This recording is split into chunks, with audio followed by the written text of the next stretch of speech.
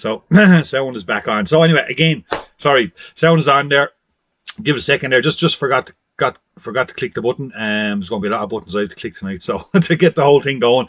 But happy Christmas to everyone. Hope everyone's had a good Christmas. We had a good enough Christmas. It was very quiet, but kids really enjoyed it. Sure, and that's what it's all about. Hi to everybody. Hi Trevor Hunt, Jan Luke is on there, Kieran Sherlock, Darius, Terry Hunt, Pat McCarthy's on there. It'll be the sound is coming on there.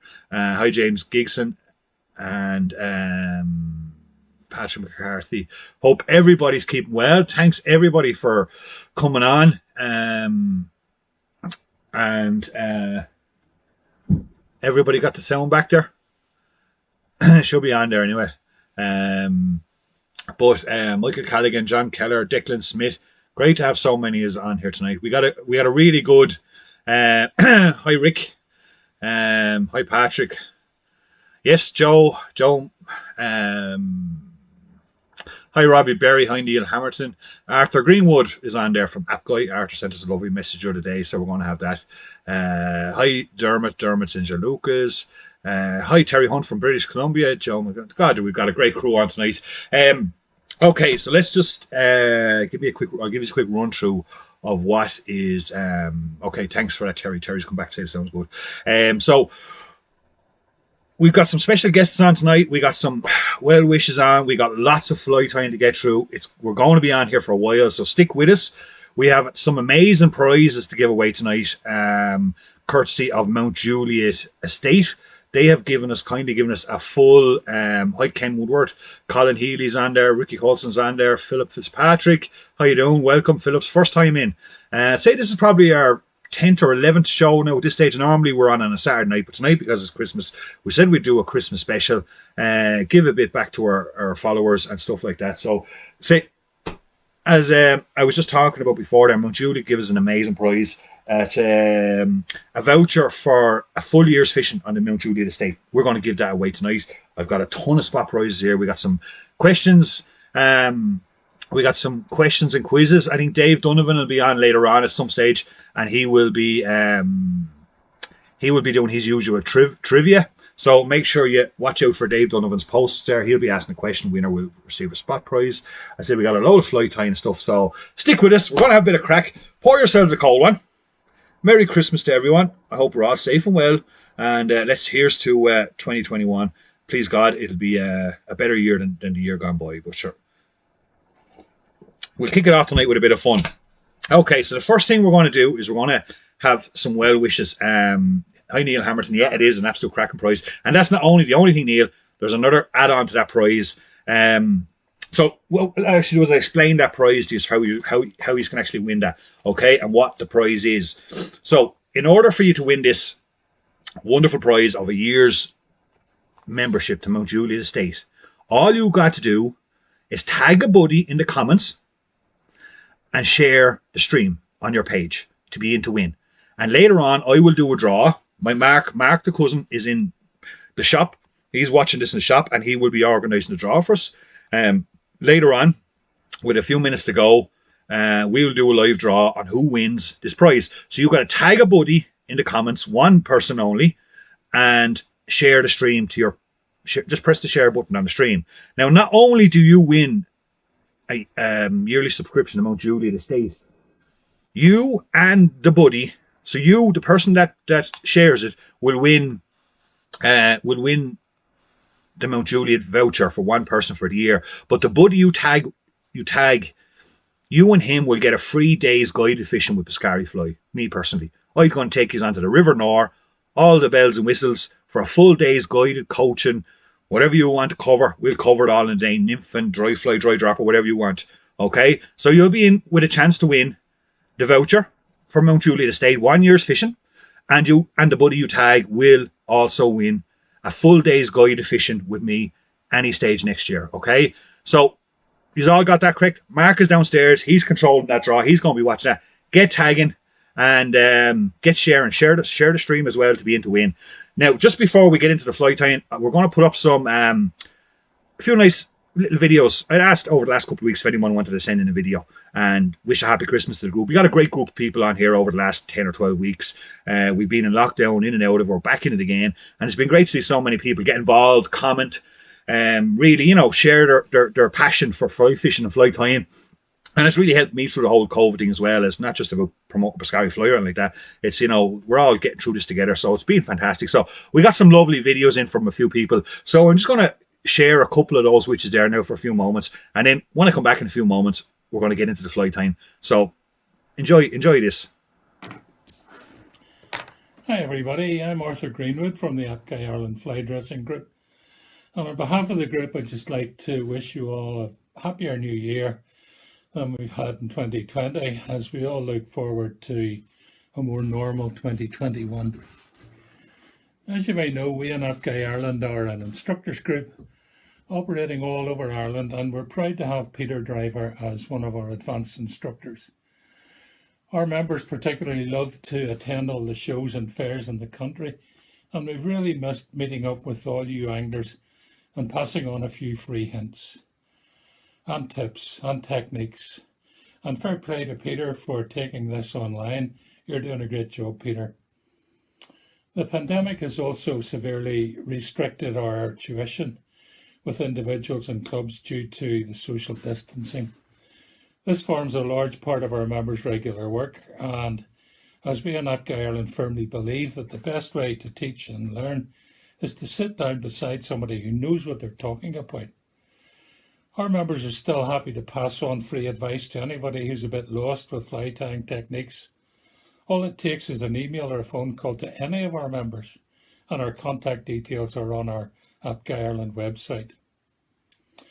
Our annual youth fly dressing competition at the Irish Fly Fair in Galway is the highlight of our year, and our instructors are always impressed when we see many of the same youngsters entering the competition year on year, and we marvel at the improvements that we see in their confidence and techniques.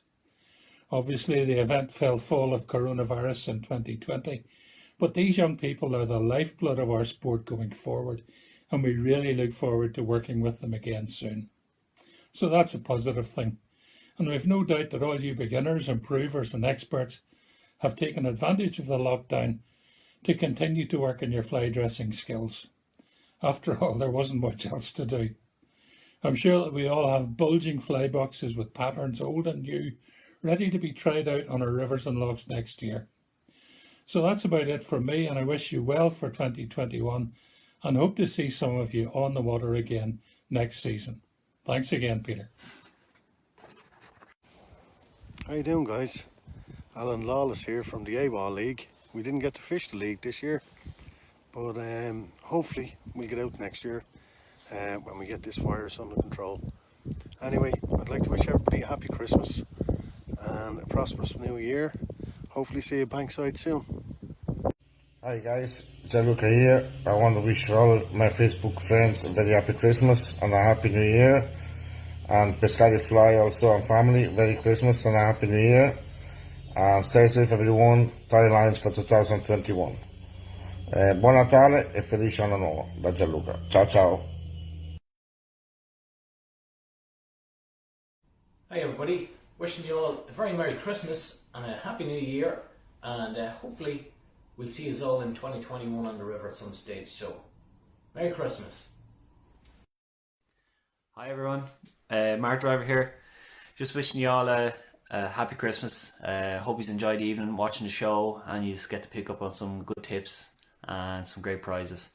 A safe 2021, a new year to everyone. Hopefully we'll get some longer, better days out on the river and some fishing trips away. So until then, tight lines and a safe new year. Bye. Ciao Peter, buonasera. Ti ringrazio per l'opportunità che mi dai di salutare tutti i miei amici irlandesi, di augurargli un buon Natale e un miglior 2021 libero da questo Covid che ci sta tartassando.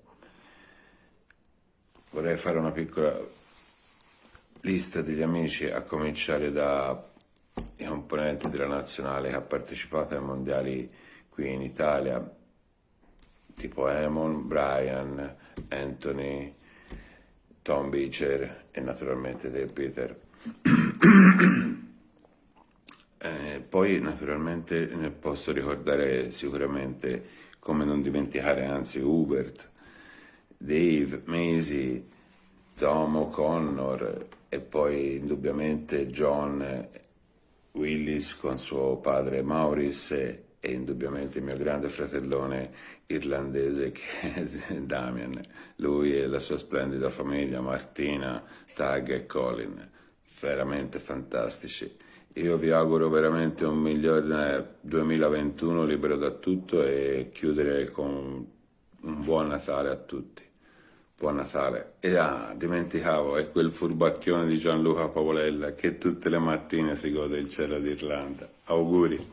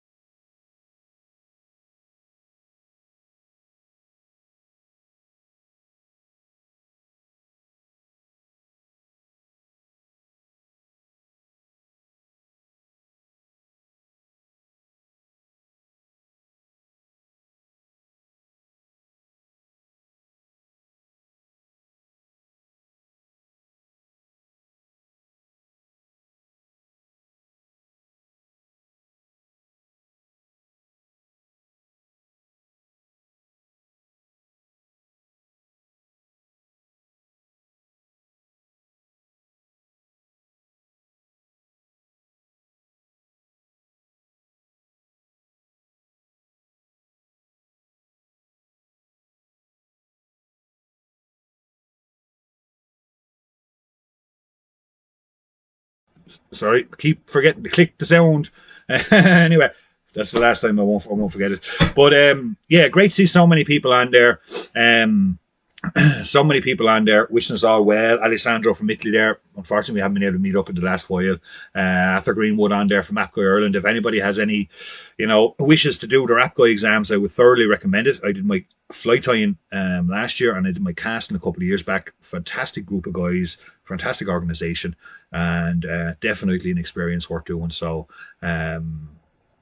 please do get in touch with Arthur or any of the guys on the APGOI website, and fantastic experience. So we're going to get into a bit of flight time, and yeah, sorry about the sound thing there. Tonight's a little bit different than what I normally do. Normally it just runs and plays for the whole night. That's grand. I'll click it, but I got so much extra stuff on tonight from videos from different people and flighters and different things. I've got to do all this clicking, so it's just getting my head in around. I've been up here practicing half today, but I will. So stick with me, and we'll. Hey, Gary McKiernan. Hope you're keeping well. Stick with me and we're going to have a bit of fun. So we're going to start off a bit of flight time. Okay, don't forget about our main prize. We got some spot prizes and stuff coming along the way, but the main prize is free fishing in Mount Juliet Estate and a full day's guided fishing by me prior to that. All you got to do is tag a buddy and share the feed, and then it will enter you into the draw. Mark's looking after that. He'll be up later on to us to give us a draw, to make a draw. Okay, so first fly I'm going to tie is a dry fly. Now this one goes right back to hi John Hawthorne, hi Tom O'Connor, happy Christmas to yourself too, happy Christmas to everybody, guys. This one goes right back to my early days of flyting. It's a fly I've mentioned before, or at least the materials I have mentioned before, and I have been asked several times since to do it, and I kind of left it right, Robbie. Hi Connor Cagney, hi Kieran Riley, Robbie Phelan's on there as well. Robbie, as you know, Robbie, my internet's always slow.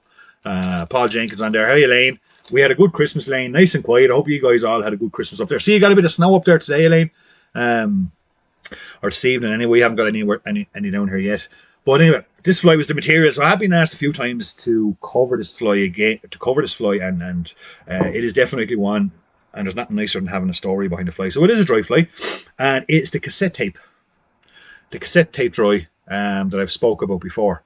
Okay, so this is years ago when I was a young lad, only starting out into my fly fishing ventures and fly tying ventures. I'd been tying a little while first and had been doing a bit of fishing, and this fly always really stuck out in my mind because this was one a fly that gave me one of my best early days fly fishing that I can remember.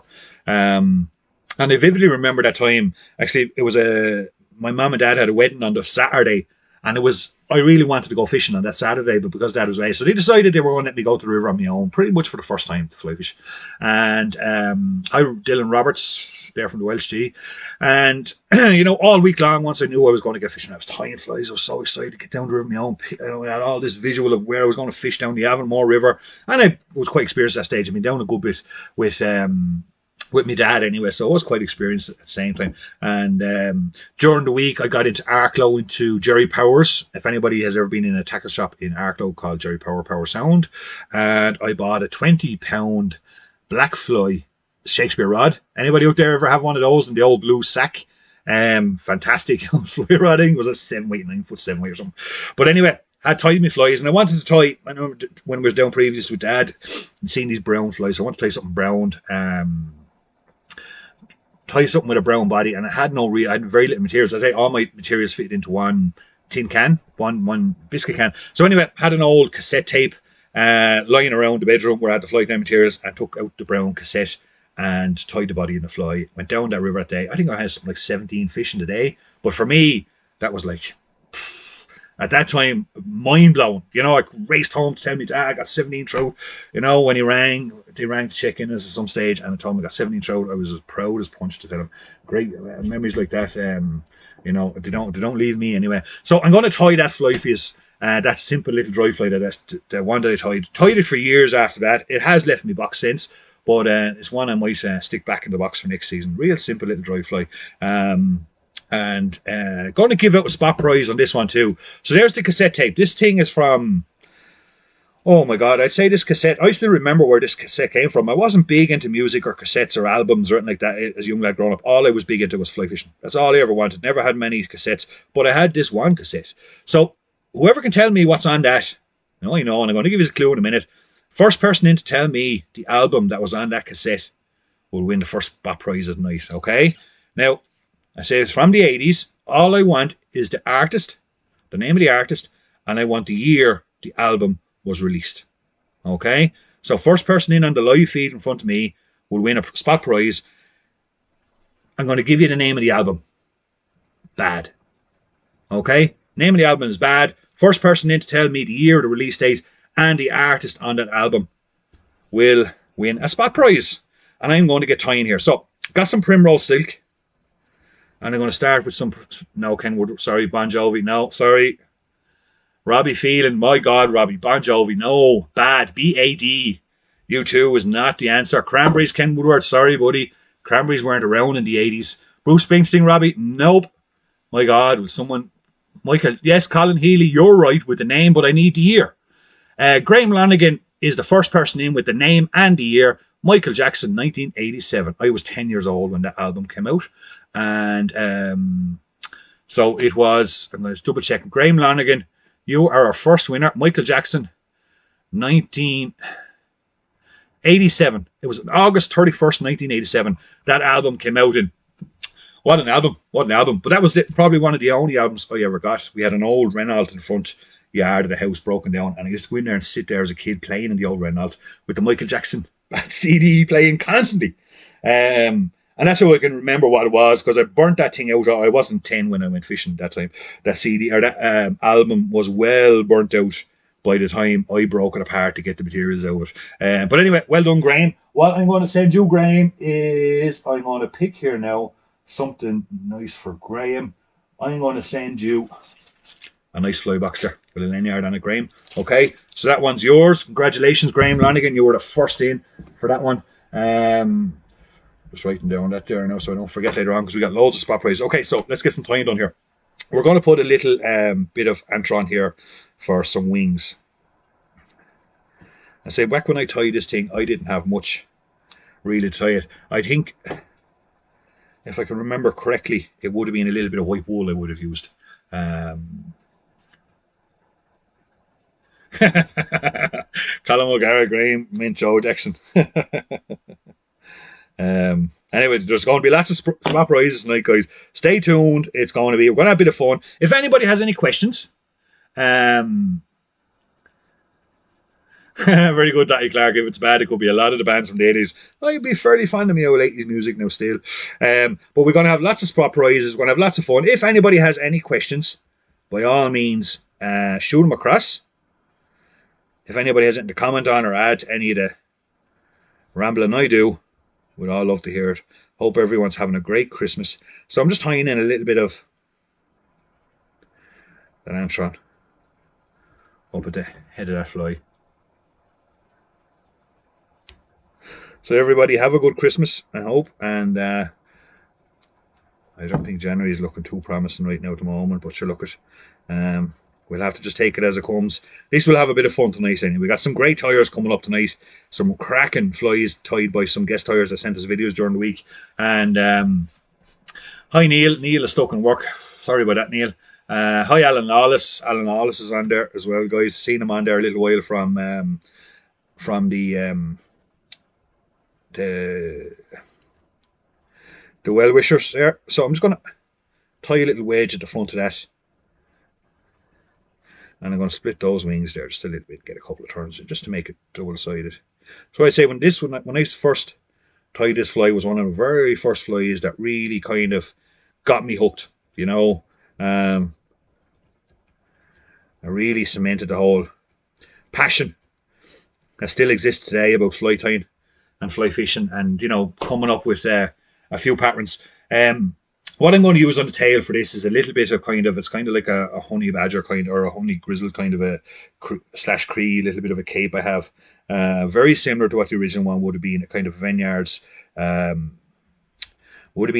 cree that I would have gotten a little Flytying starter pack that a friend of my dad's gave me. And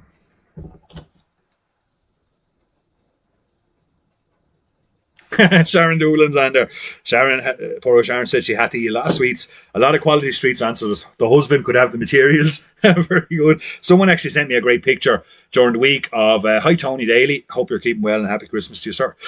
Someone sent me a great picture in the week of a quality street mounted onto a hook and said you were trying to do some of the quality street work I'd done a couple of weeks ago. But I actually couldn't find that picture to share with you tonight. So whoever's that person, if you're still on there, by all means do share that picture with the group again. So basically what I got here is I got me tape. Okay, this is the Bad CD from Michael Jackson.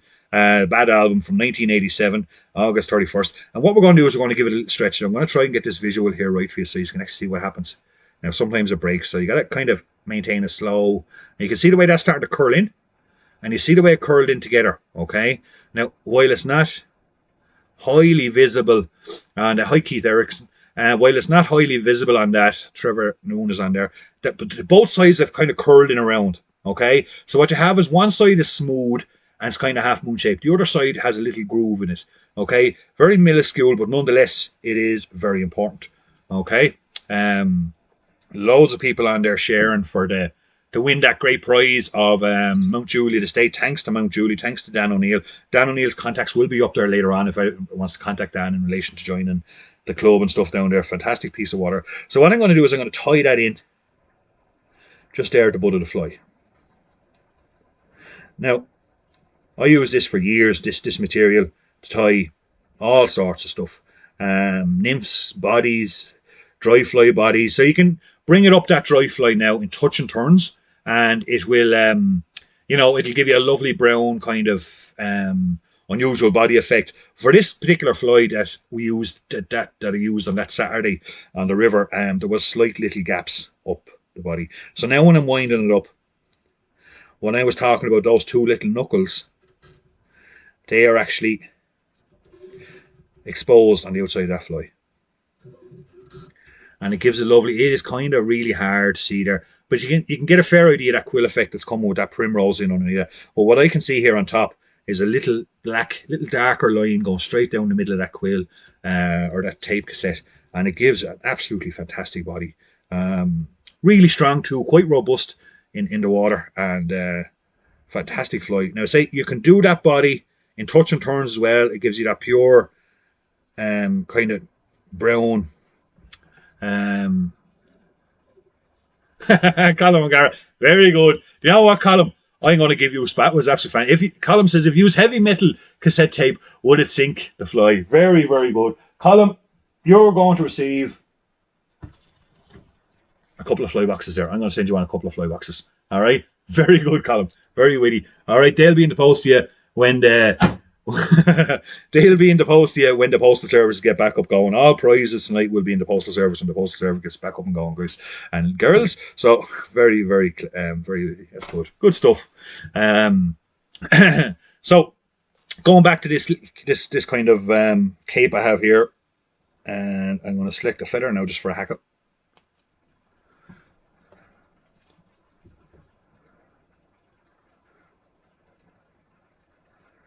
I'm just going to tie a little hackle on that.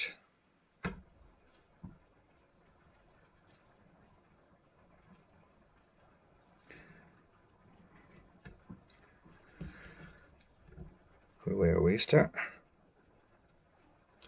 I can remember that Saturday. I can still remember that Saturday afternoon going down. Anyone that's on there that knows the Ratrum Trout Anglers Water, going down by the mill there. There was lovely sally trees all down along that bank, the near bank of the river. Riffles the whole way down. It was a kind of a late spring afternoon. There was a rise of trout on that day. Geez, I just, probably nothing big, but for me back then, it's one of my defining moments I can remember back if I'm talking to people about my young days of fishing. When did you really catch the bug? That was the first day I was kind of really loud onto the river on my own. I was tying all week for it. I had been tying, a few years previous, just mucking around. I was getting a few lessons off Noel Shields up there in Greystones, and I had the fair basics down. Yeah, it was a real day that just, one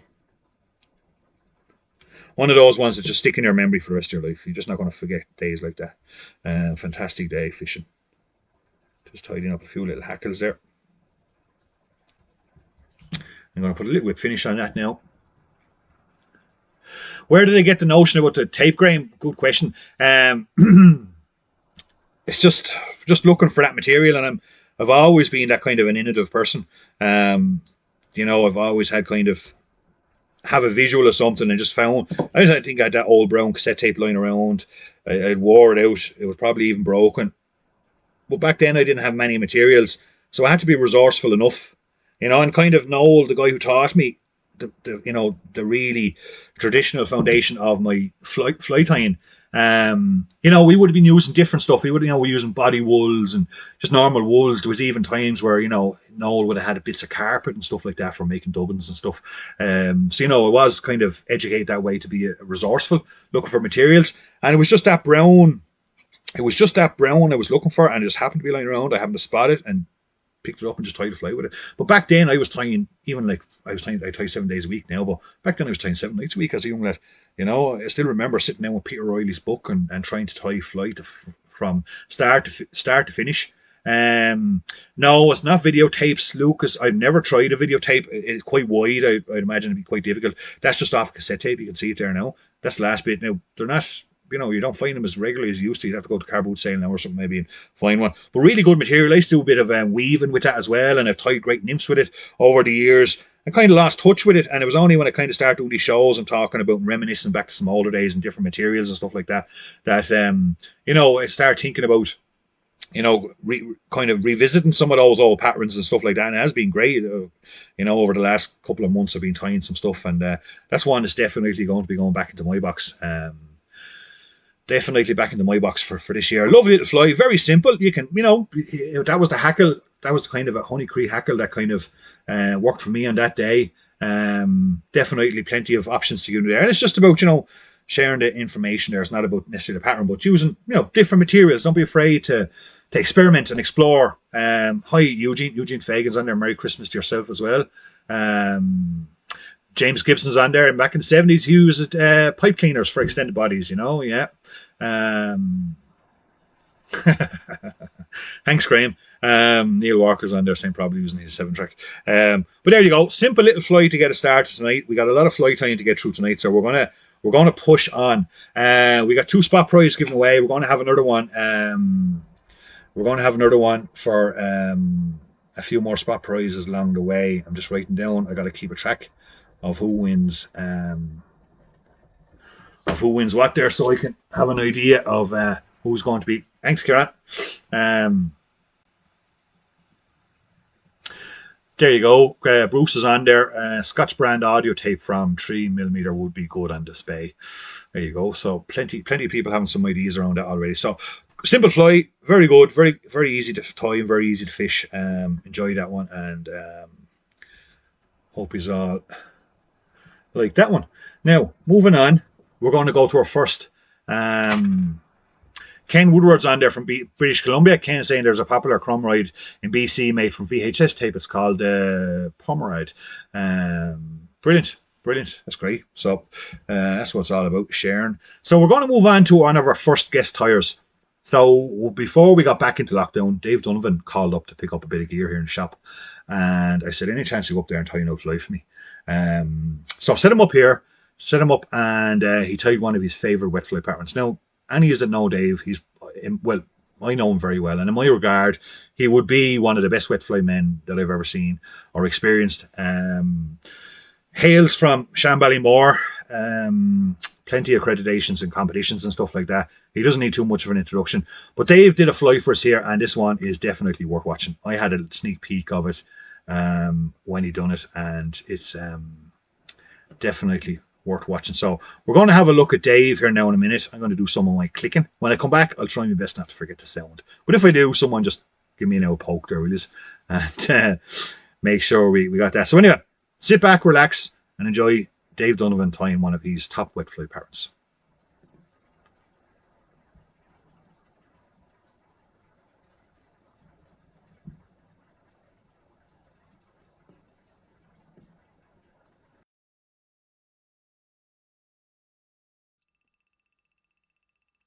Hi everyone, Dave O'Donovan here. I've been asked by Peter Driver, Piscari, to come up and tie a fly for you tonight. And the fly I've chosen is a wet fly, which probably everyone knows. I like my wet fly fishing. It's a half orange and green grouse. The details of the all the materials I think are up there on the screen. Peter typed all that up there earlier on. But the half orange and green grouse, it's a great little fly. It's a fly that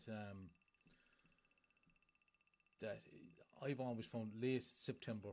How I first learnt of this fly was often lots of people hear me talking about Sean Dennehy, great friend of mine, taught me an awful lot about all types of fishing. But Sean told me I had qualified for the Interpros that were on in Care in 1998. I think it was the first Interpro, and Sean said, Dave, if you're going back to the shore in September, don't be without a half orange and green grouse. So I tied up a few half orange and green grouse, of course with Sean's instructions on how it's done, and went back. Fishing wasn't great the same day. I only had 6, but it was enough to win. I won it the same day, and I also had the heaviest trout, and I caught most on the half orange and green. Now, Denny Crimmin, most people know Richard Crimmin, Taz, but Denny Crimmin knitted the trout for me the same day. It wasn't a big trout, maybe 10, 11 ounces, but it was an important one. So the tail is just golden feather tippet. I'm going to make lots of excuses here, lads. Peter's voice, all cheap material. You know Peter now. I'm not used to this cheap stuff. But yeah, hook size 12 or 14. This is a 14. Duhaco 302.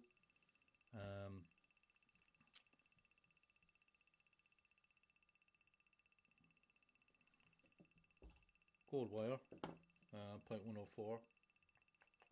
The hang of this. Here we go. Okay. And we tie that in there. Nothing too complicated about this fly. ABC stuff. One of the, it's a fly you can start off on, but if I can do it, anyone can do it. they're simple to tie. You spit them out, and so the orange I'm using is, it's an orange floss JMC tie it, make blend. Okay, all good. And again, the orange at the you can, it's called a half orange and green, but I've seen them with orange butts, or and more green, or you can have 3/4 of an orange. But I tend to go half orange and green, as the name suggests. So you just wind that on there.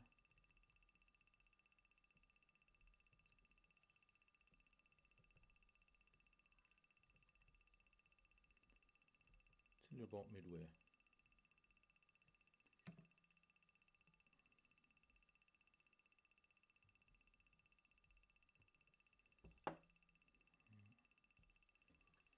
So, and the green, it's a green caddis.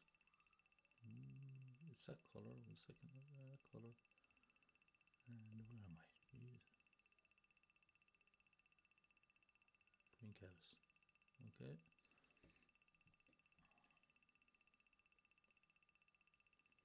And tie that in there as well. Peter's videos have been great, lads, haven't they? Fantastic. Jeez, we'd be lost for all the money there over the winter.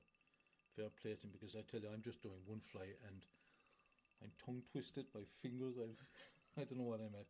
But look, it's only all a bit of crack, and lads, don't hold me to any of this now. This isn't, you mightn't see it, but the camera is literally 1.5 inches from the vise. That is easy as it looks. But we'll get there, we'll get there.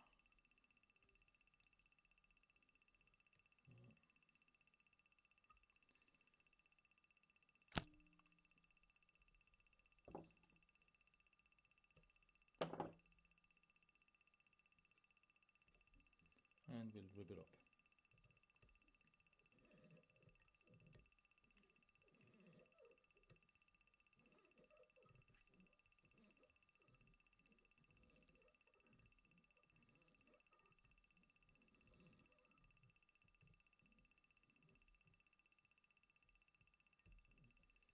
You're going to have to do more wet fly fishing, lads.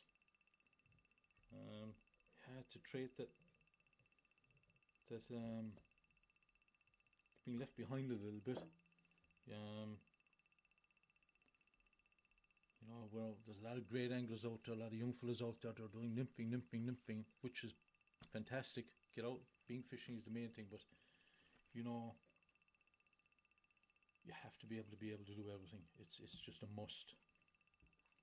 Now, for the hackle, it's just a little grouse wing. Get one of the smaller feathers down here at the base of the wing.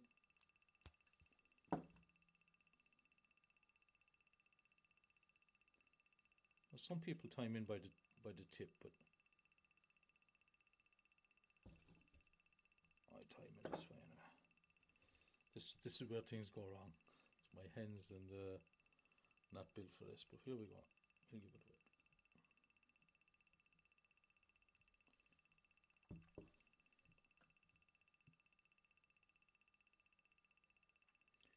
It's a great fly as well on the River Blackwater.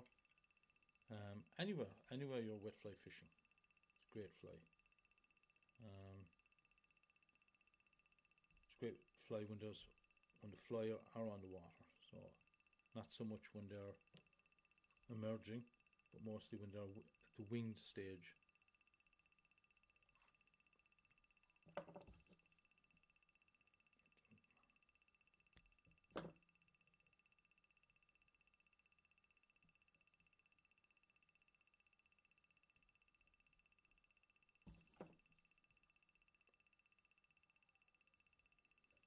You've been listening into my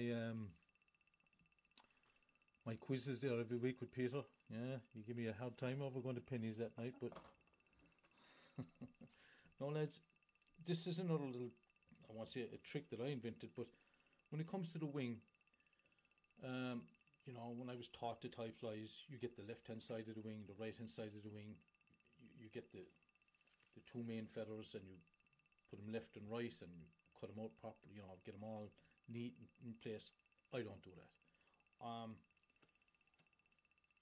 I'm not a believer in being too finished. I mean, when that's going to be flowing down in the middle of the river, you know, with all sorts of debris going everywhere, it doesn't have to be that precise. So what I just do is I just pull off one of the main feathers there on the same grouse feather, and I just grab a pinch. Just grab a nice pinch, maybe about half an inch of the whole feather. I just pull it down. I don't know if you can see that, but I just hold it in your hand. Hold it in your hand. I just play it out a little bit like that.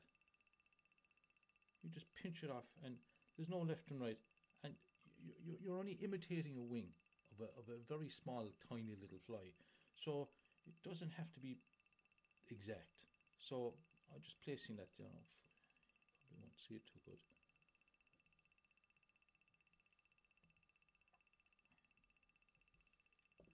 I don't know how this is coming out, lads, but look, I'm giving it a whip.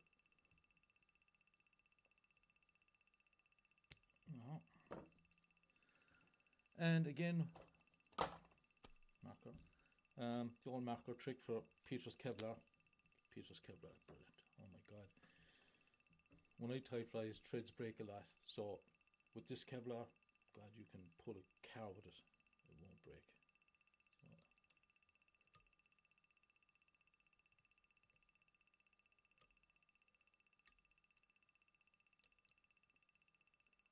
It's coming out good.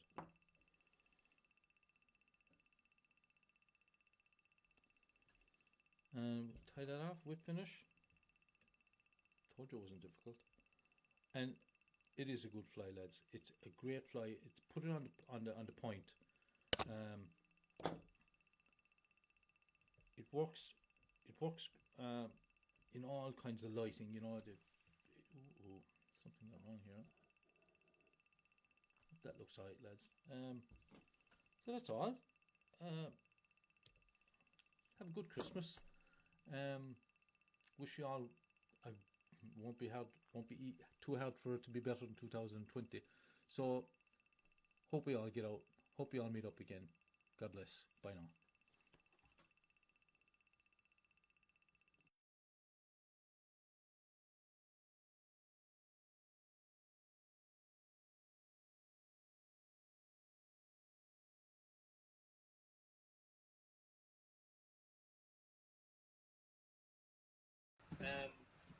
Wish you all. Won't be too hard for it to be better than 2020. So hope we all get out. Hope we all meet up.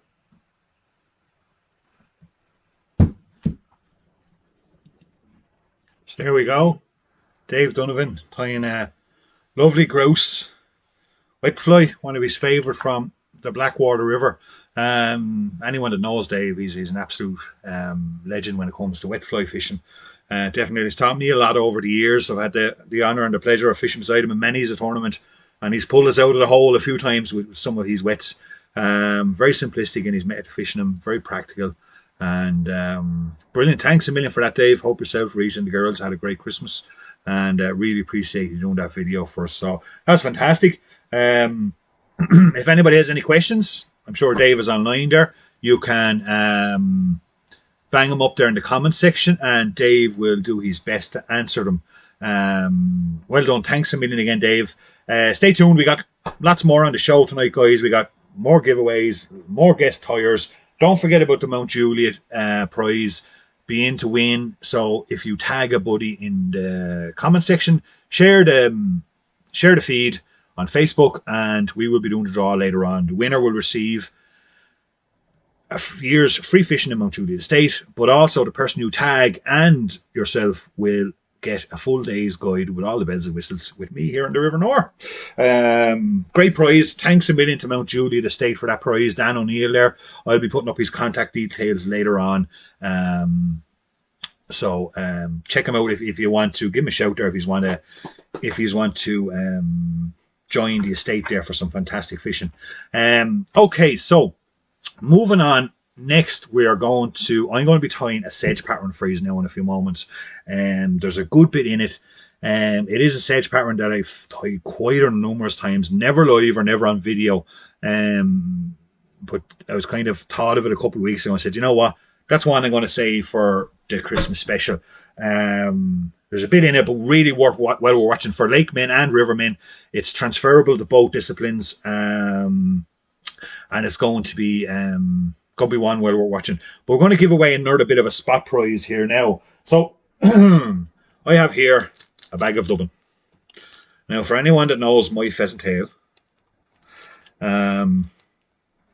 nice big bag of it too. Anyone that knows my pheasant tail Frenchie will all know that dubbin that's used on the thorax. Okay, it's one I make myself. We don't sell it in the shop. There's just, to make it is just a pain in the backside to go on. There's just so much stuff in it. To get it right, it takes me a long time to get it exactly right. I make it once a year and that's it. So for the spot prize though, and because it's a Christmas special, because we're in lockdown, we all need a bit of cheering up. I'm going to give away a full bag of this. This is enough to keep you going unless you're a commercial flyer for the rest of your life in what has been coined, some people call it Peter's Magic Dubbin. Okay. Alan Lawless is tagging Potsy there now. I know Stephen Potts has got some of them nymphs off me before. But here's a full bag of my Dublin mixed. What I want you to do is answer a very simple question. So we're going to be tying a sedge fly next, so it's a sedge fly based question. Okay, and this one I remember from App Guy in my exams. Okay, first correct answer in wins. The sedge fly, known as the Great Red Sedge, is also commonly known as what? On the British Isles, Ireland, British Isles. The Great Red Sedge is commonly known as what? First answer in on the feed wins the bag of dubbin. That's worth winning, trust me. First answer in on the feed. So the Great Red Sedge is commonly known around these parts as what? What's it known as? Robert Riley, congratulations. The Murrach. What a sedge. Okay. Robert Riley is in there first, according to my feed. So, lots of correct answers. No, Dave Donovan, you certainly didn't. Fantastic. Thanks a million. Lots of correct answers there. Robert Riley. Going to write that down, Robert. Congratulations. You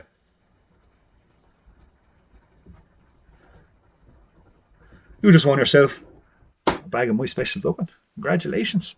So we're going to be tying something in a few moments that I was tying an awful lot a few years back for Murrachs. Also, I tied the same fly for rivers and stuff like that, obviously in smaller sizes.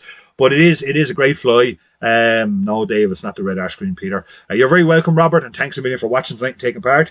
But just before we go on and tie that fly, there's a bit of tying in it. I am going to share with you another few Christmas wishes from some of our Trevor Noon. You say your first. Hang on there, Trevor. And I will just go back and check that. The first person on my feed with the Murrach. I'm just going back up along here now.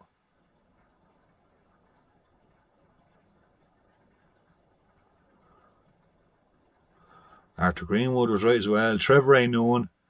Robert Riley on the feed here came in first. I'm looking at the live feed here right now. Just gone back up along the comments. Darren Duffy was second. Trevor, you came up third. I'll double check all those later on. Very good, Terry Phillips. Happy Christmas to yourself too, Terry.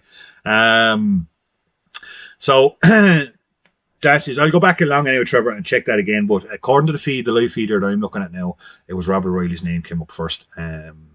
So well done to all. So we're going to just have another couple of little Christmas wishes here before we move on to tying this fly. So sit back, enjoy, pour yourselves a cold one, and I'll see you in a few minutes.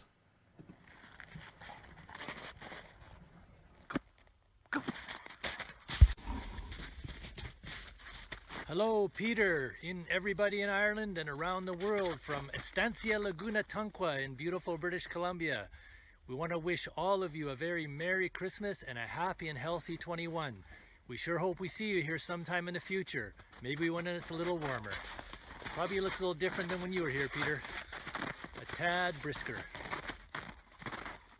Take care, everybody. Happy holidays! Hi Peter, it's Jason and Connie here from Blackwater Trout and Salmon Fishery.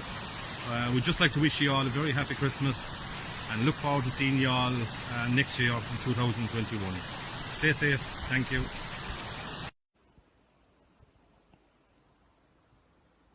Hi, sir. Kieran Sharrock here. Just want to wish everybody a happy Christmas and a happy New Year.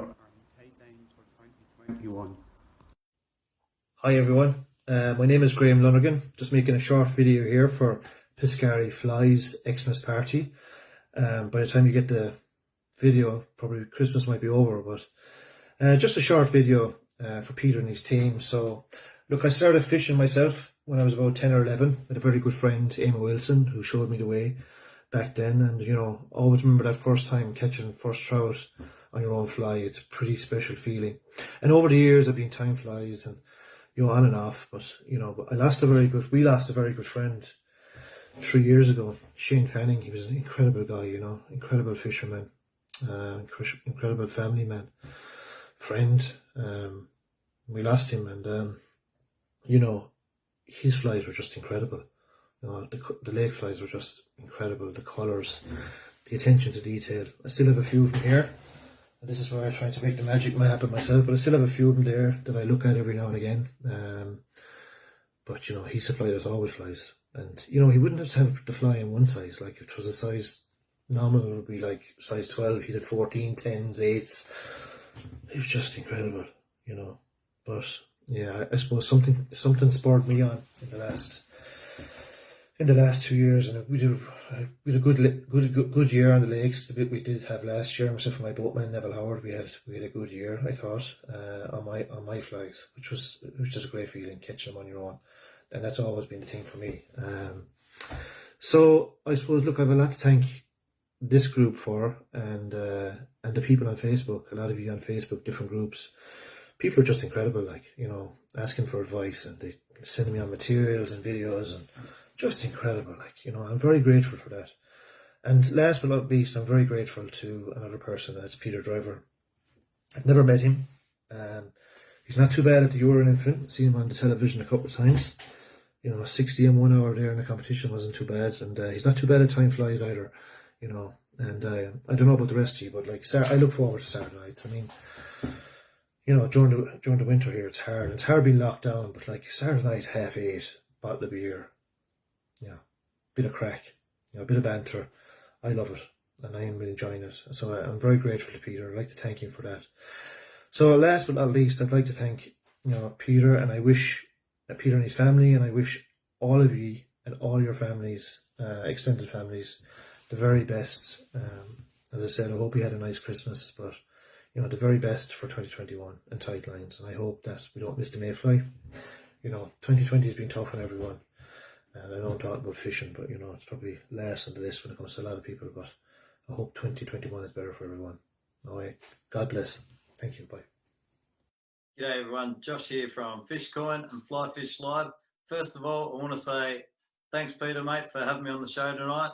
And thanks for all the help with Fly Fish Live throughout year 2020 with yourself and Piscari Fly. It's been an absolute blast working with you guys. And also been loving this live fly tying shows on a Saturday night. It's absolutely brilliant. If any of you guys out there haven't got your flies off Peter yet, make sure you do. I've got some. They work a treat. Caught a lot of fish over here in the summer in Finland. But I want to say Merry Christmas, everyone.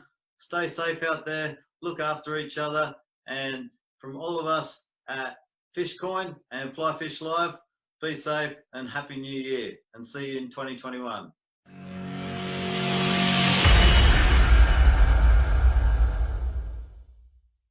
Dear Piscari Fly, we wish the best for you and your customers from the Dojku Company Slovakia.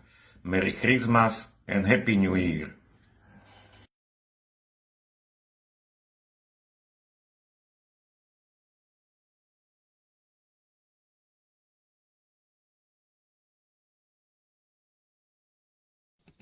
So we're back.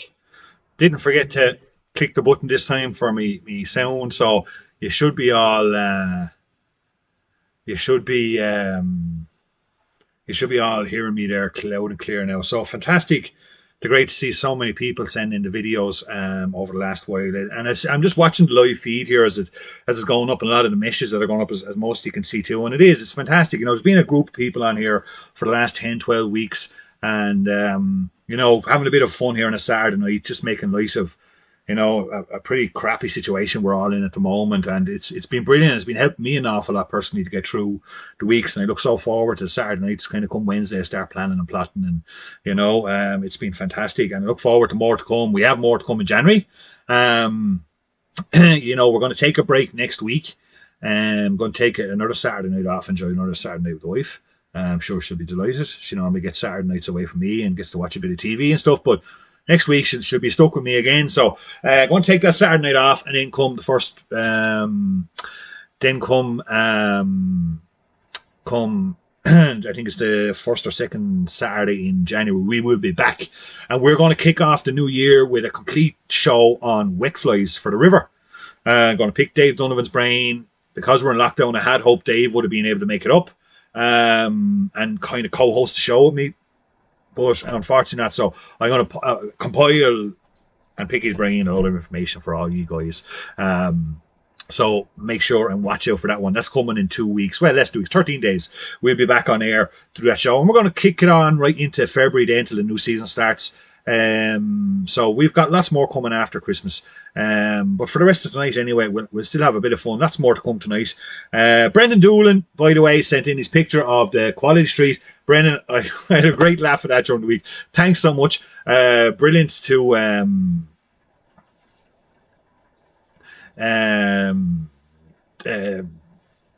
brilliant to get a good laugh there during the week. Couldn't find whatever way you sent it on to me to put it up on the show, but thanks for sharing it and for giving me a good laugh during the week, Brendan. I got a nice little bag of Flytying materials here that I put together, select materials from the shop below, and I'm going to bang that in the post to you on and the postal service get back up and going. So thanks a million for that. Bit of crack, lads, and that's what it's all about. If we can have a bit of fun, as Mirko Scarfar said in his post there, well, he wrote in his post that, at times like this, it's important we try and have a bit of fun.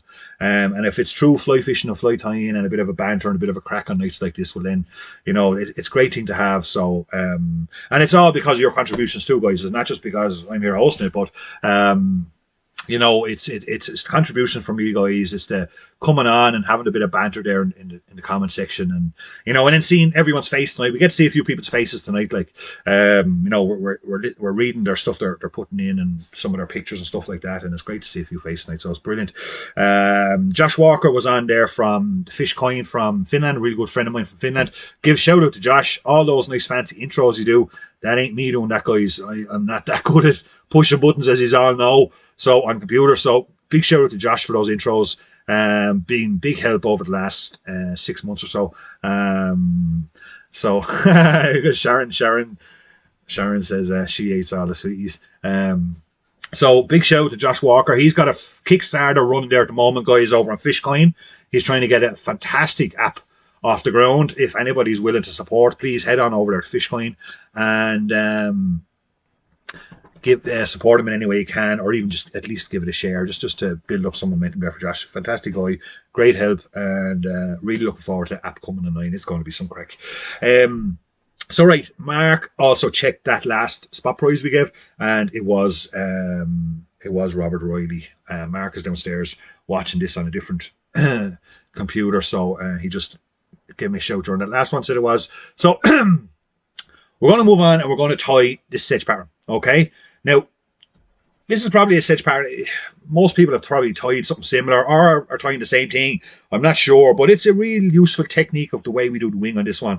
And there's lots of, it's a very versatile pattern. Can be used on rivers, lakes. It can be tied large, small. So it's just something I really wanted to share, which is over the last while. I have tied it. Probably the most popular format was tying it as a murrock years ago. And I tied it for a long time for a lot of midland fly fishers who were fishing the likes of Oul, Enel, Leen, these places, and they wanted something big to skate at surface at night time.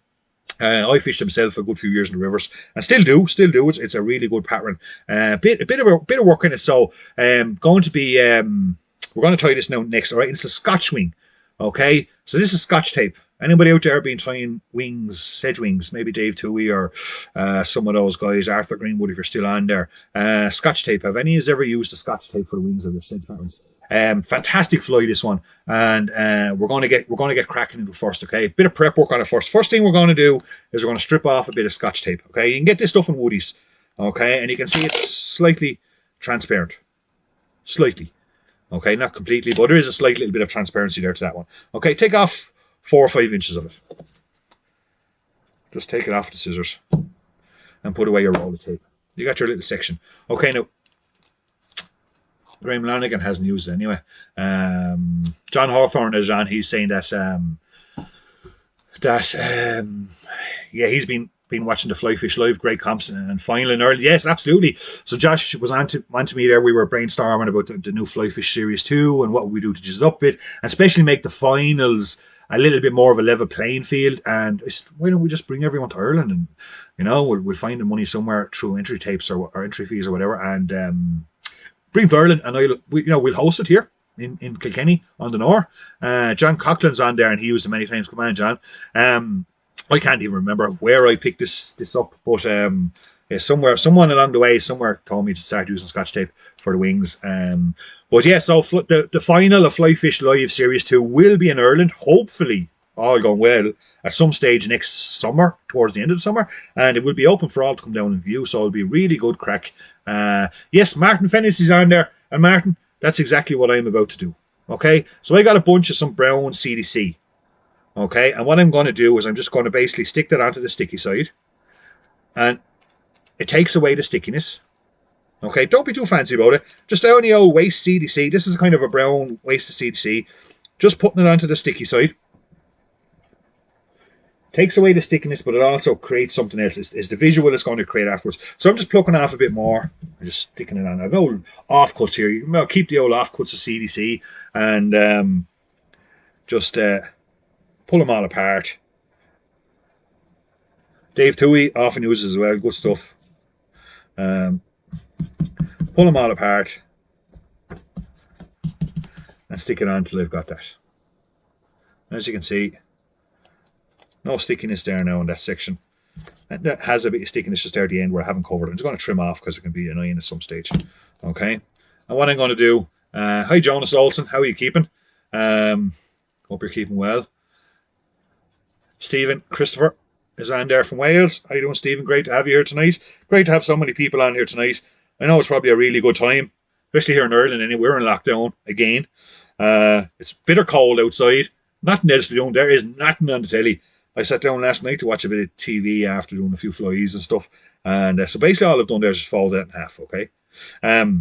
Sitting down after trying a few flies, watch a bit of TV, flicked for about 10 minutes, got back up, went down to the device and started tying again because there was just nothing else to do. Nothing else to do. So glad to see so many people on here tonight. If you have any questions or you want to give a shout out there or send anything in there, by all means do. It's all about you guys. So it'll great to hear from everyone. Hope everyone's having a great Christmas and enjoying the show. Tom Ankertel is on there, and the world champion is gone out of the darts. I'm not a great dart lover. So basically all I've done is fold it in half. What I'm going to do now is I'm going to take a brown Pro marker and I'm going to put a base color on that.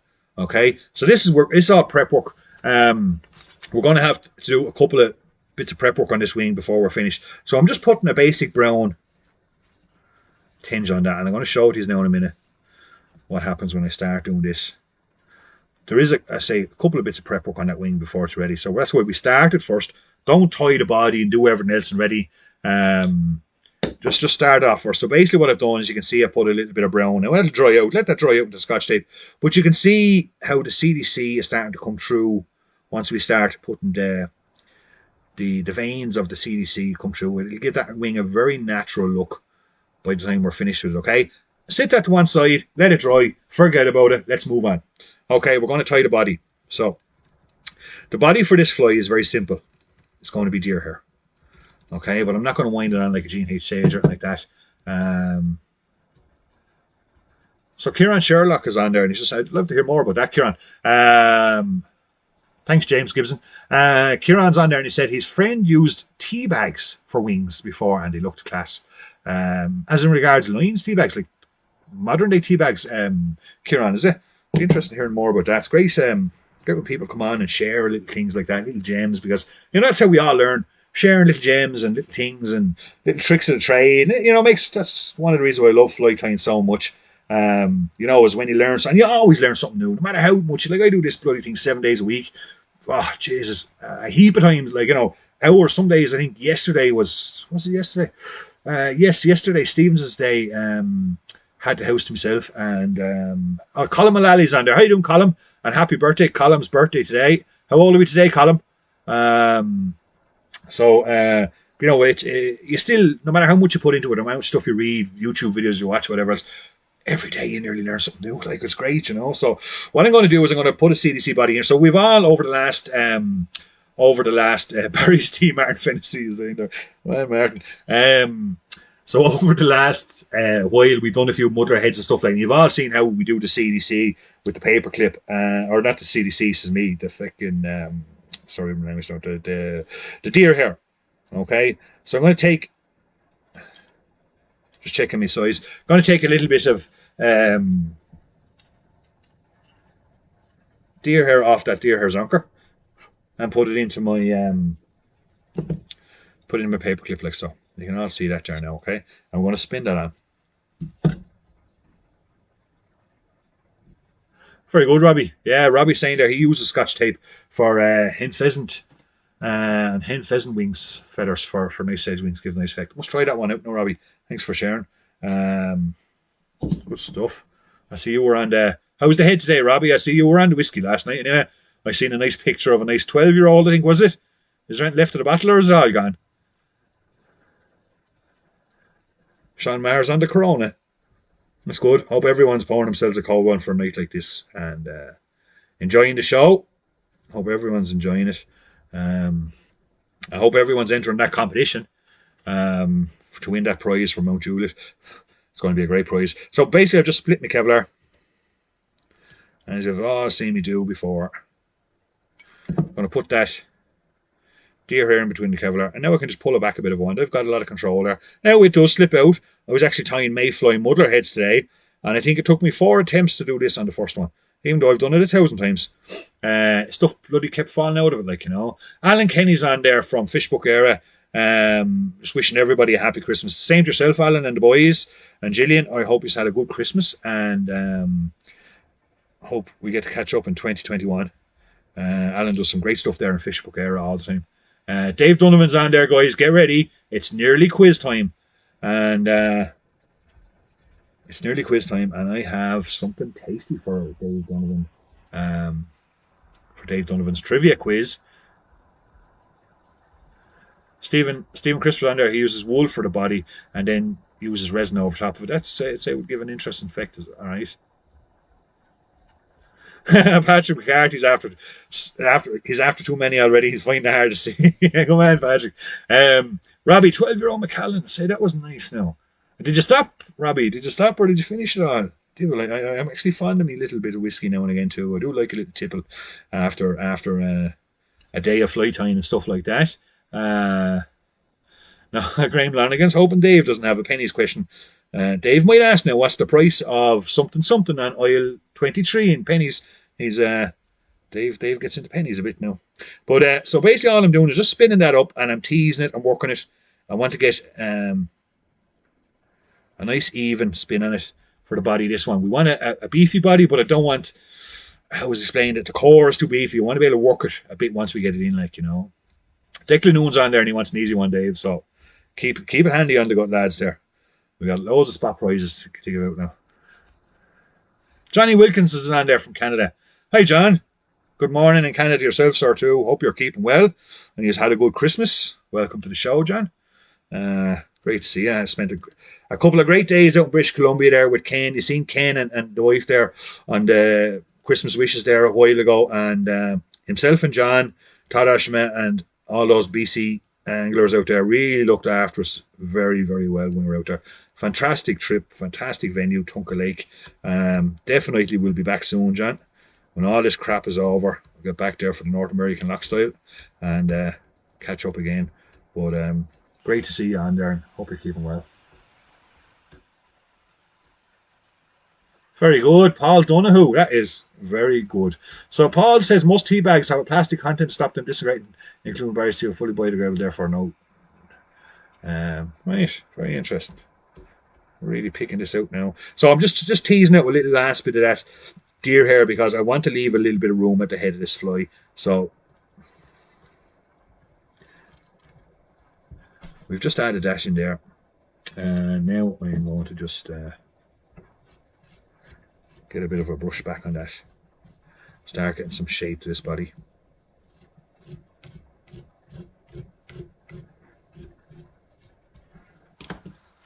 We're going to take off the top section to allow for the wing to sit in and shape it a bit, as you can see. That's to let that wing sit in up there. And it's going to trim some of that smaller stuff away off the bottom. Not going to still leave a bit of meat on that there. We'll just get a nice edgy look there. The one thing about this fly that I've known, it floats. It floats. And got a lot of sea trout on this one over the years, fishing at night time on the rivers. It's one to absolutely really float. Okay, before we move to our next stage of this fly, we go back to our wing and we give it another coat of the brown. Okay, throw another coat of that on there. And you'll see it's starting to darken up lovely. Now, you could do this black. You can do it, you can leave it natural in colour. You can put a little bit of molten on that too, using other markers, whatever you want, you know, to get whatever colour. The one thing I found really useful about this fly, and it actually worked for me on the river one night. I was on the river and there was a particular sedge out. I didn't have it small enough for it really. So I was able to take out the Scotch-wing sedge that I had tied. I had a few of them in the box. Just with scissors, trim it down. Just trimmed it down. Got the profile right.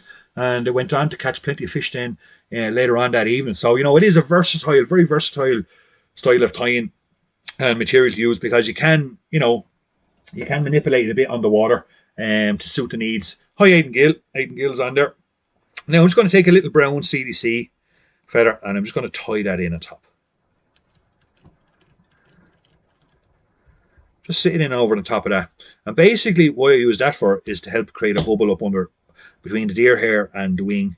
Just like an air bubble. Makes it float crazy. Okay, while the deer hair does, sometimes that deer hair can give away a little bit after a bit of a session. And excuse me. No, great, I dropped me wing. So you can see the colour on that starting to get out nicely for us. And you can see some of that. If you can really make it out there, you can see some of that CDC stuff coming through as kind of like a veiny effect on the wing of that one, okay? So probably need another coat or two. And then what I'd normally do is I put a little bit of black marker in there as a molten. And then once the black is kind of semi-dry, I'll coat it again with the brown. And it'll just darken it up lovely and give you a little molten effect. And here's one I made earlier. I actually made one of these earlier because the process of doing that can be quite long. So that's the kind of colour that I really like. And you can see the way I've got that molten effect from the black markers and then recoating it over with the brown again. And, you know, it's a very natural looking wing. Very natural looking wing. And it's really handy. So what I'm going to do here, okay, is I'm going to get my lint. Okay, so I'm going to roughly pinch it with my fingers, put it in over the top, pinch it with my fingers, and then I'm going to cut it.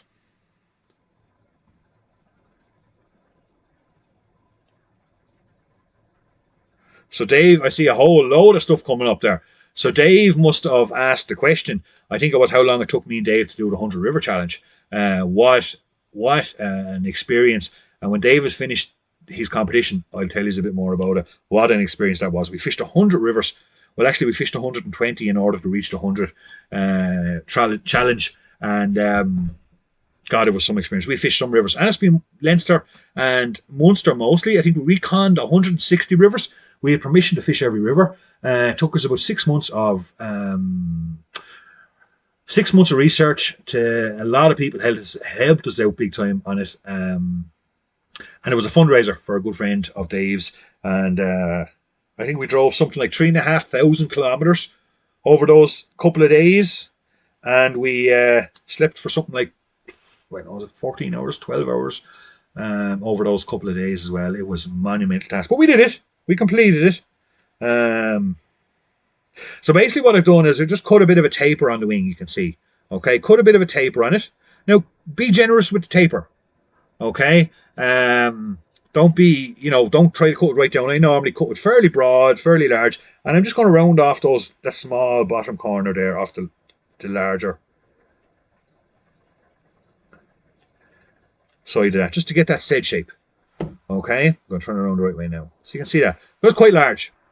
Okay, and I know when I sit it in on top of the fly, it should be too big, especially up around the head. But it sits down very well on the fly.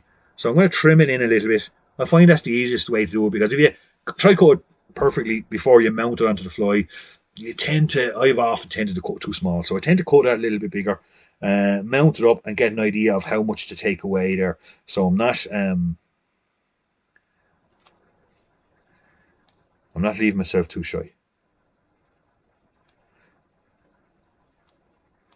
Again, put the trimmings back on there. Plenty of guesses coming on there. Got a nice spot prize there for whoever wins this one. So throw on your guesses. So once I think I've got that, now I kind of slide it back in over the fly, as you can see, because I wanted sitting down. On that fly. We don't want this wing sitting up. Okay. Now, and I'm going to even trim it a second time.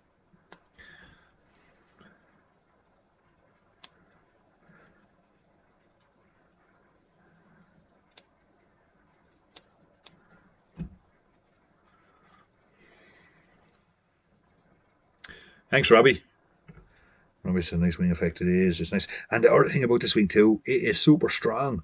You can get a lot of fish on this now. I'm getting much happier with that kind of shape that's on that there now. And now I can put in a few turns there to trap it into place and have another look at it. And because it's so robust, I can take it on, I can take it off. I can do pretty much whatever I want. Sit nice and flat down on top of it. Probably the underbody in the deer hair is a little bit over dense, more than my liking is. So in order to trim that out, what I do is I stick the point of the scissors up into the body and I cut out at random some of those. Don't try and trim it at an angle. I like that little bit of ruggedness look under this fly. So if I just squeeze the scissors up inside and I can just tease out some of those internal deer hair, they're sticking down. Brush it back again. And there we go. Lovely. That's a little bit better. Look now, yeah, much better. Okay. So once I'm happy that's secured in. Now, if you wish, you can tie your two horns on that. Okay, we all know how to do that. You strip down a bit of quill, tie them in there, finish them up. That's perfectly fine. For the river one, I wasn't using that. All I was doing now was taking another little bit of the old brown CDC that I have left over. I always keep leftovers. There's some great guesses coming in there from people, some random stuff as well. We did fish 100 rivers. Miles Riley's on there. Miles said the latter might be easier. Dave, I think we'll have to give him I'll give you a bit of a clue, Dave, if that's okay. Can I give a bit of a clue there, Dave? I think Dave is only running this for about 15 minutes or so. So Dave, if you're there, send me on a message there and just on the feed, and I'll give a little bit of a clue. Or are you happy enough, Dave?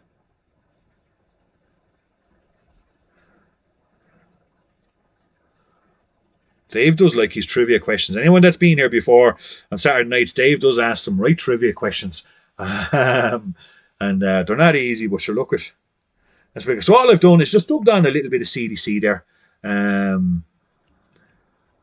Dubbed on a little bit of that brown CDC, and I'm just tying it in at the head. So if you want to put a pair of horns on that, you're more than welcome. I'm still watching that feed. It's nearly addictive to see all the guessing. So once I've got that in there, we'll finish it off.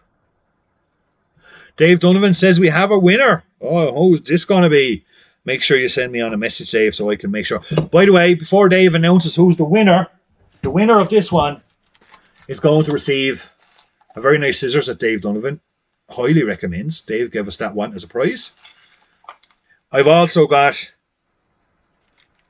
some of his wet flies that he tied in the video and some extras he brought with the spares. And I've got a fly box here. Okay, so the winner gets all 3 prizes. Once Dave announces who the winner is for the spot prize, all these 3 prizes will be posted out to you once Dave announces who the winner is.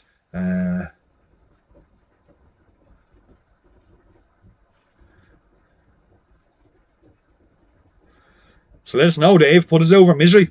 Whoever it is, those prizes are on the way to you. So all I'm going to do here now before I finish off this fly, well, it is pretty much finished. All I'm going to do here to finish off this fly, I should say, is just brush out that CDC slightly back along. Okay.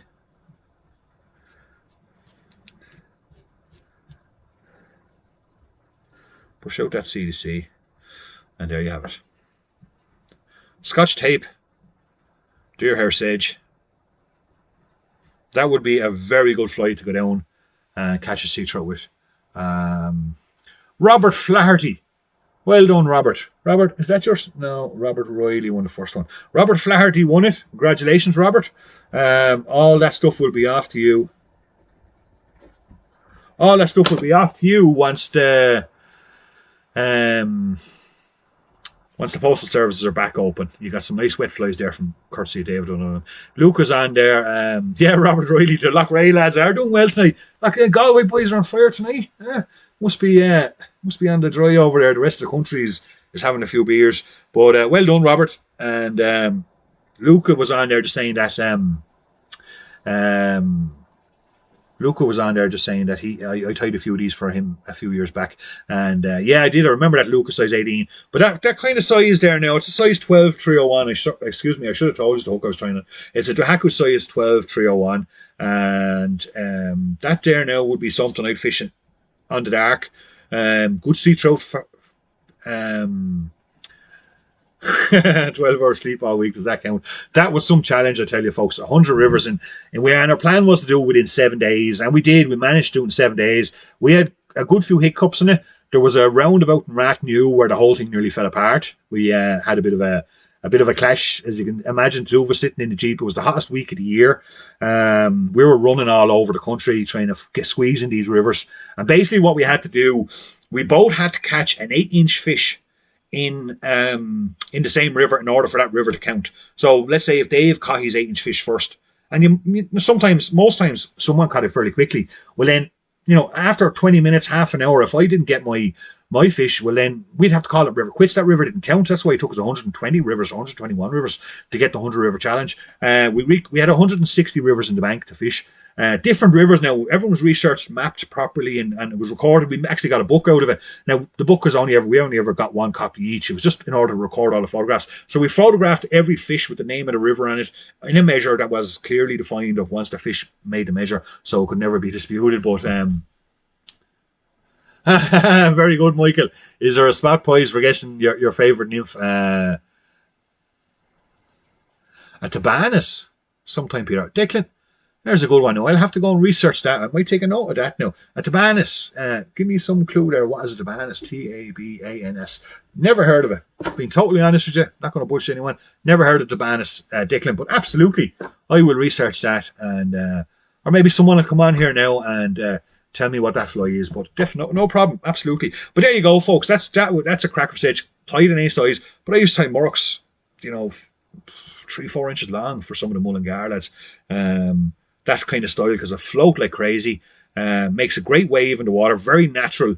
So it's a Spanish parachute. Okay, yeah, I can definitely have a look at that. Declan probably have tied it at some stage along the way, but for the lock style, that's a really good after dark pattern.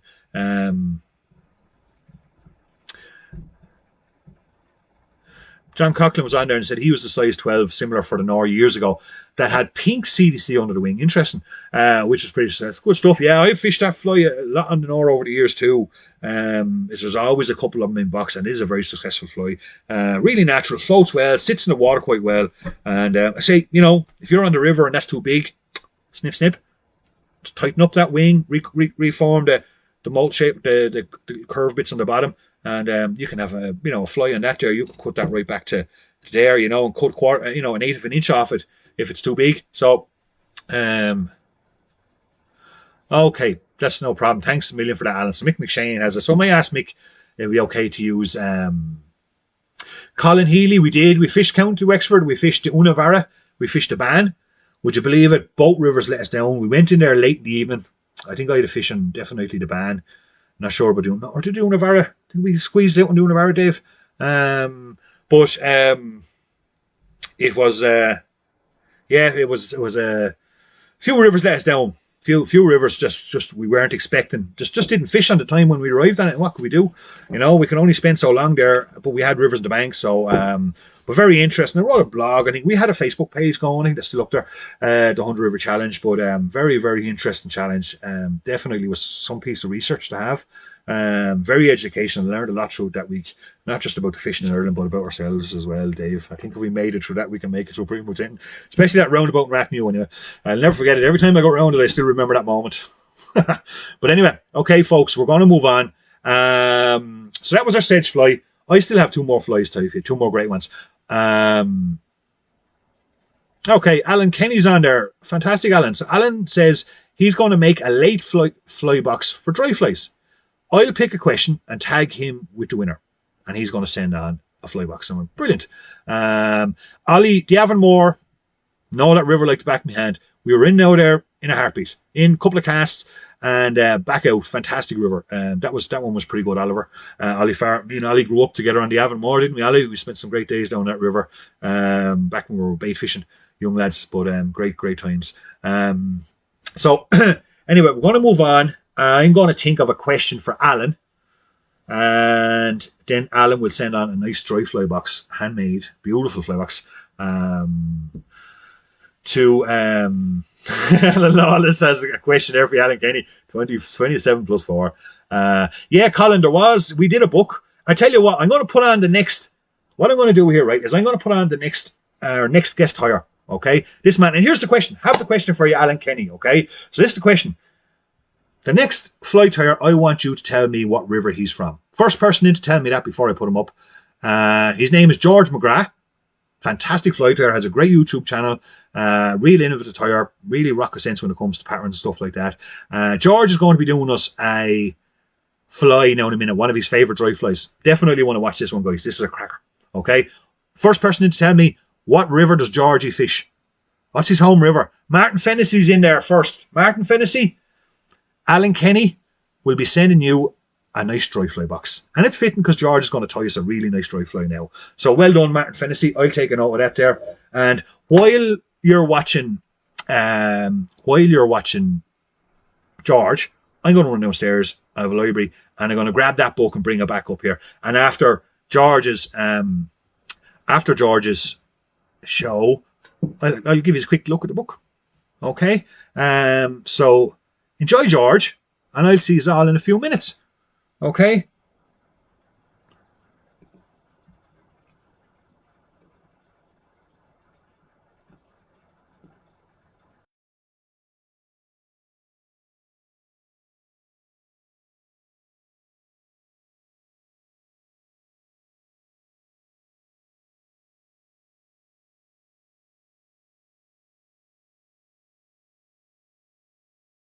Ho, ho, ho! Fáilte roimh a cáirde iascarí, agus tá sulangam go bhfuil se bheith buint anna hana was tréfhsin na nullag. And I'm here today for Peter Driver's Christmas special. He's asked me to tie a dry fly for the occasion. So today I'm going to tie my very favourite dry fly. So, Fanigi Lum. So folks, I'm going to tie my very favourite dry fly. And that's an easy choice for me to make. This fly, I catch, well, I won't say how many because that would be difficult to guess, but I catch a lot of fish on this fly throughout the season. You can use this fly from the very first day of the season to the last and expect success. All you have to do basically is vary the size and the body colour. The fly I'm referring to is the Sparkle Dun. I've used this fly for many years and it's just incredible. So, a size 14. Now generally I would tie it on a smaller hook. I generally tie it either 16s and mostly 18s, but I'm going to tie it on a size 14 today because it'll make it easier for you to see what I'm doing. So, deer hair. Now this deer hair here, you can see that it's straight. Sometimes you'll get the deer hair, you'll buy it and it'll have a curvature on it like this. You don't want that. You want to get it as straight as you possibly can. So if you're buying deer hair, be aware of that. When it's got a bend or a curvature in it, it makes it very difficult to use. So make sure that you get it nice and straight like that. So examine it carefully before you buy it. So now, I'm just going to cut out a little piece out of this skin here. Now you can hear those dogs. They're getting into the Christmas spirit. They're in a kennel next door here and they're playing. So you'll have to put up with the noise of them, I'm afraid. Now, I have my little bunch of deer hair here. Now as you can see, all the ends of it are all over the place. So I have a tool especially for doing that job, but I've mislaid it temporarily. So what I'm going to do is I'm going to level the ends by just tapping, holding it between my thumb, middle finger and index finger nice and loose, and then I tap it like this, and that will push the ends together like that. And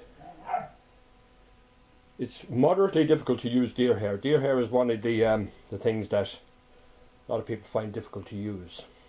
So now I should have done this, of course, before I prepared the deer hair. Was to get my tying thread on, but we'll do it here like this. So I'm kind of doing things a small bit in reverse, but it's no big issue. Okay. The tying thread I'm using, by the way, is uni thread. I think it's 8/0 in black. Now I'm just going to come back up here. I'm back roughly 1/3 of the way along the hook shank.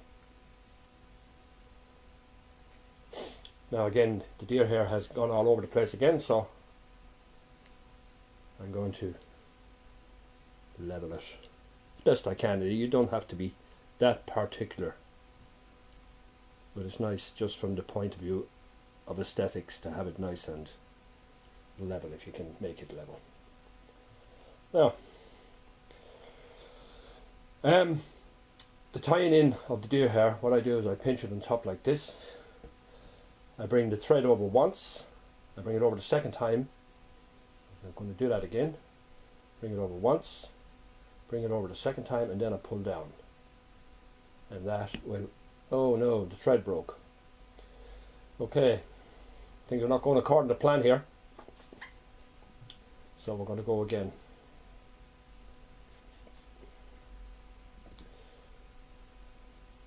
Anybody who's tied flies for a while will be familiar with this problem. Happens all the time. Now you can use, there's particular threads that are more difficult to break, Kevlar and stuff like that. So these things happen. So we're just going to start again.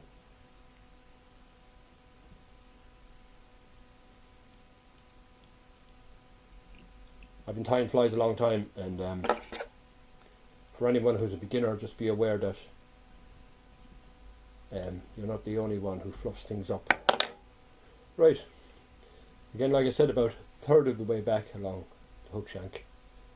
Bring the thread over once, bring it over twice, and then pull down. And put in 5 or 6, maybe 7 or 8 tight turns, each subsequent one going that way. Now, I'm going to cut off the waist here now, and I'm going to cut it off at an angle, you'll notice. As tight as I can to the hook shank. Now what I do is tie that down.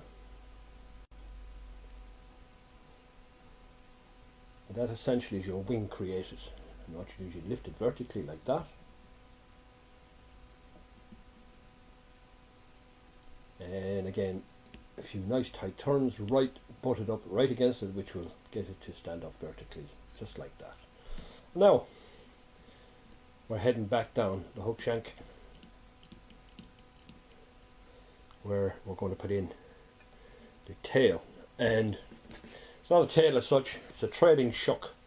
And I'm using this stuff here. It's Antron body yarn in white. Now you can use any colour you like. It doesn't seem to make a whole lot of difference what colour it is.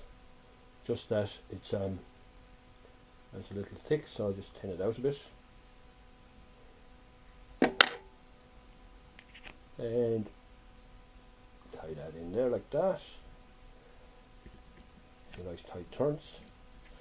And then I cut it approximately the length of the body. It's not an exact science, but approximately the length of the body. And that'll do fine. Now I'm going to put a rib on this fly, copper wire. Not necessary, but makes it look nice. And I'm going to tie all that securely down. And then I'm coming back right here to where the tail is tied in. Now, I have here a variety of different dubbing that I make up. You'll see it if you want to check out my my YouTube channel, Gundog and Fly. You'll see how I make up this stuff. I make it up from a variety of different materials using a coffee blender, and I have a demonstration of that on my YouTube channel. So I'm going to use this sort of, it's a mixture of hare's ear and seal's fur, and it adheres really nicely to the thread, and there's a lovely little bit of sparkle in it, which makes for a really nice attractive body on it. Now dub on a nice little rope. You don't want to put on too much, just put on what you think is enough. And now wind it forward so we get to just behind the wing. Stay like that. I turn in front and I turn behind again. Now I'm going to rib the body with this copper wire in the direction opposite to that of the dubbing, right in tight behind the wing, and then pull the wing back again and then in front of the wing, and that will make it certain that the wing will stay upright, because the copper wire is holding it in place along with the tying thread. Now trim off that wire, another bit of that dubbing.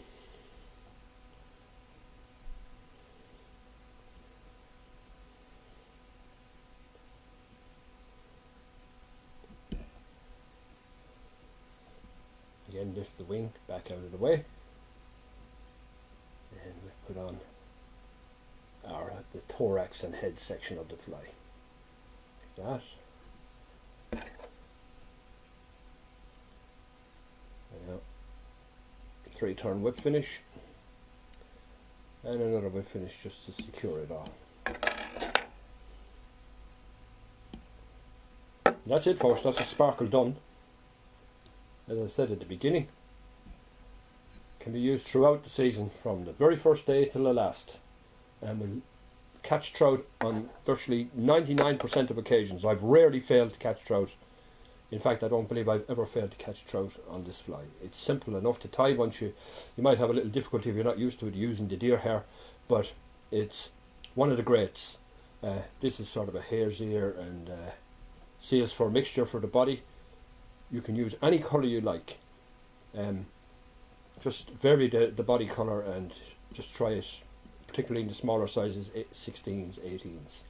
So that's my fly for the Christmas special. I hope you enjoyed watching it.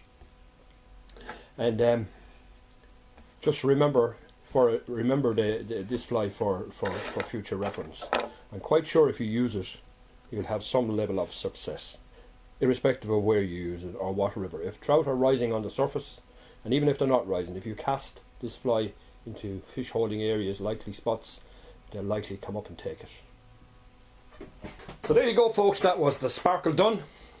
One of the great flies. And I want to thank Peter very much for asking me to contribute to his Christmas special.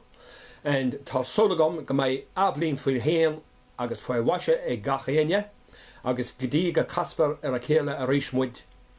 Biggie sláin agus slán go fóin.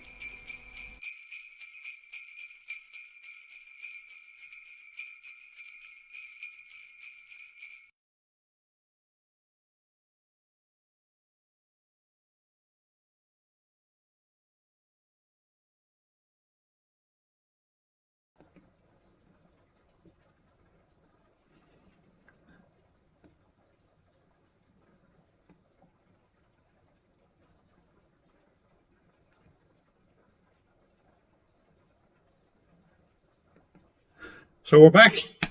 Wow, fantastic. Well done, George. Thanks a million for your contribution there. George, great flight there, great dry fly man on the shore. Has some fantastic patterns. And did an interview with George there. He was doing a series of interviews there with river anglers a couple of months back there, and fantastic stuff. Really enjoyed the chat with George and known him quite a long time. So brilliant. Thanks a million for that, George. Anybody, on YouTube there, head over to George. He has his own YouTube channel. And there's some amazing stuff, some fantastic tying and fly fishing on that channel. Definitely worth checking out. So head over to George's YouTube channel. So while I had that little break, which is great, I actually must have some more guest tires on here because it means I get to go away for a minute and have a little break. Just checking the sound is back on there, so it is. I was able to run downstairs and grab ye a copy of kind of the way the camera is. So this is the book myself and Dave did for the 100 Rivers. You can see it there now. Okay, so it's basically we were wondering how we were going to record all the photographs, the information, because it was such a, it took us nearly a full year to put this thing together. For no personal gain or nothing. We just, something we had this random idea of. I think, Dave, you came up with the idea of, I wonder how long would it take us to fish 100 rivers. We were kind of wondering, if we were to put all those pictures up on the wall or in frames, we'd cover half a house. So, I said, why don't we just try and go on the photo box this is what we came up with. So I'll try to show you a page or two. So basically, we started off with just a bit of an introduction. You can see a map there of kind of all the pins we had of all the different rivers. That was a very large map. Ken Woodward, I couldn't remember that off the top of my head now. George, if you're on there, you might share what is your YouTube channel. If not, I will put it out later on, Ken, and share it with you. Okay, and that's how we recorded all the fish. So you can see there now, above each fish, the name of the river. There was the measure. Once that fish hit the red on the measure, it was then recorded, and we had pictures of the river. So each page belonged to a river. Okay, that's the way we did it. We did the whole thing. It just goes pages and pages and pages of all the Irish rivers we fished, pictures of all the lovely brown trout, and the people who helped us out the way along the way. That's how we recorded it for ourselves. So it's always there. Everyone's putting it up there. Thanks for that there, George. Really appreciate it. So that was what we did for the 100 Rivers. I always have that book around me. If anyone's ever in the shop, they're more than welcome to have a flick through it. Nothing really too fancy about it. It definitely had the potential to be something better book-wise. We did it on the 28th of May to the 3rd of June 2016. So it was a great personal achievement of myself and Dave that we actually completed that challenge. It was something that was asked for a while, and we did. It was brilliant. We're often thinking about a sequel. Don't know, Dave, have we got one in us? Definitely not a 100 River Challenge. I don't think I'd ever do that again, to be quite honest. We need to come up with something else. We've talked about a 1,000 Trout Challenge in the one river system or something like that, but a 100 River Challenge just took so much over us. I think that week it was fantastic. But great response there to George. Thanks again, George. Brilliant fly. Very well tied, very educated flight there, and really appreciate everyone's contribution. Not just the people who come on and send videos, but everyone that's commenting there, everyone that's sharing. Hope everyone's enjoying the night. Hope everyone's having a good Christmas for what it is. Don't forget the Mount Juliet voucher is still up for grabs. That will be coming along in a little bit. We've lots more to go. We still have another guest hired to come on with something very interesting. He's not Irish. We got loads more spot prizes. We have the main draw. We're also going to be doing a nymph. I'm going to be doing for the last flight, not this one, the next one. I am going to be doing a nymph, and it's what I'm actually tying for next year. So it's going to be it's going to be the style of tying I'm actually getting ready at the moment for my boxes for next year, and it's something a little different. So I want to share that with you tonight. Going to do another little fly for the moment, just one or two little bits there. Martin Fennessy won the last one. Mark checked it out for me. I was down with Mark there. He checked it out. Martin Fennessy was first in. Second was David Coughlin, and third was Darren Duffy. Darren, sorry about that. I'm watching the same live feed you're all watching, so loads of people click on at the same time. Whoever first comes up on the feed wins the prize. Just be faster on the buttons. There's lots more spot prizes to give away anyway, so hopefully we get as many out as we can. Stephen Christopher was on there looking for a shrimp pattern. I did some shrimps last week, I think it was. I did a whole weekend on. I did a whole weekend on. I did a whole weekend on. I'm just watching the feed here. There's some questions going up. I did a whole weekend on kind of curved nymphs and shrimps and stuff like that. So it's good man, Pat Kennedy.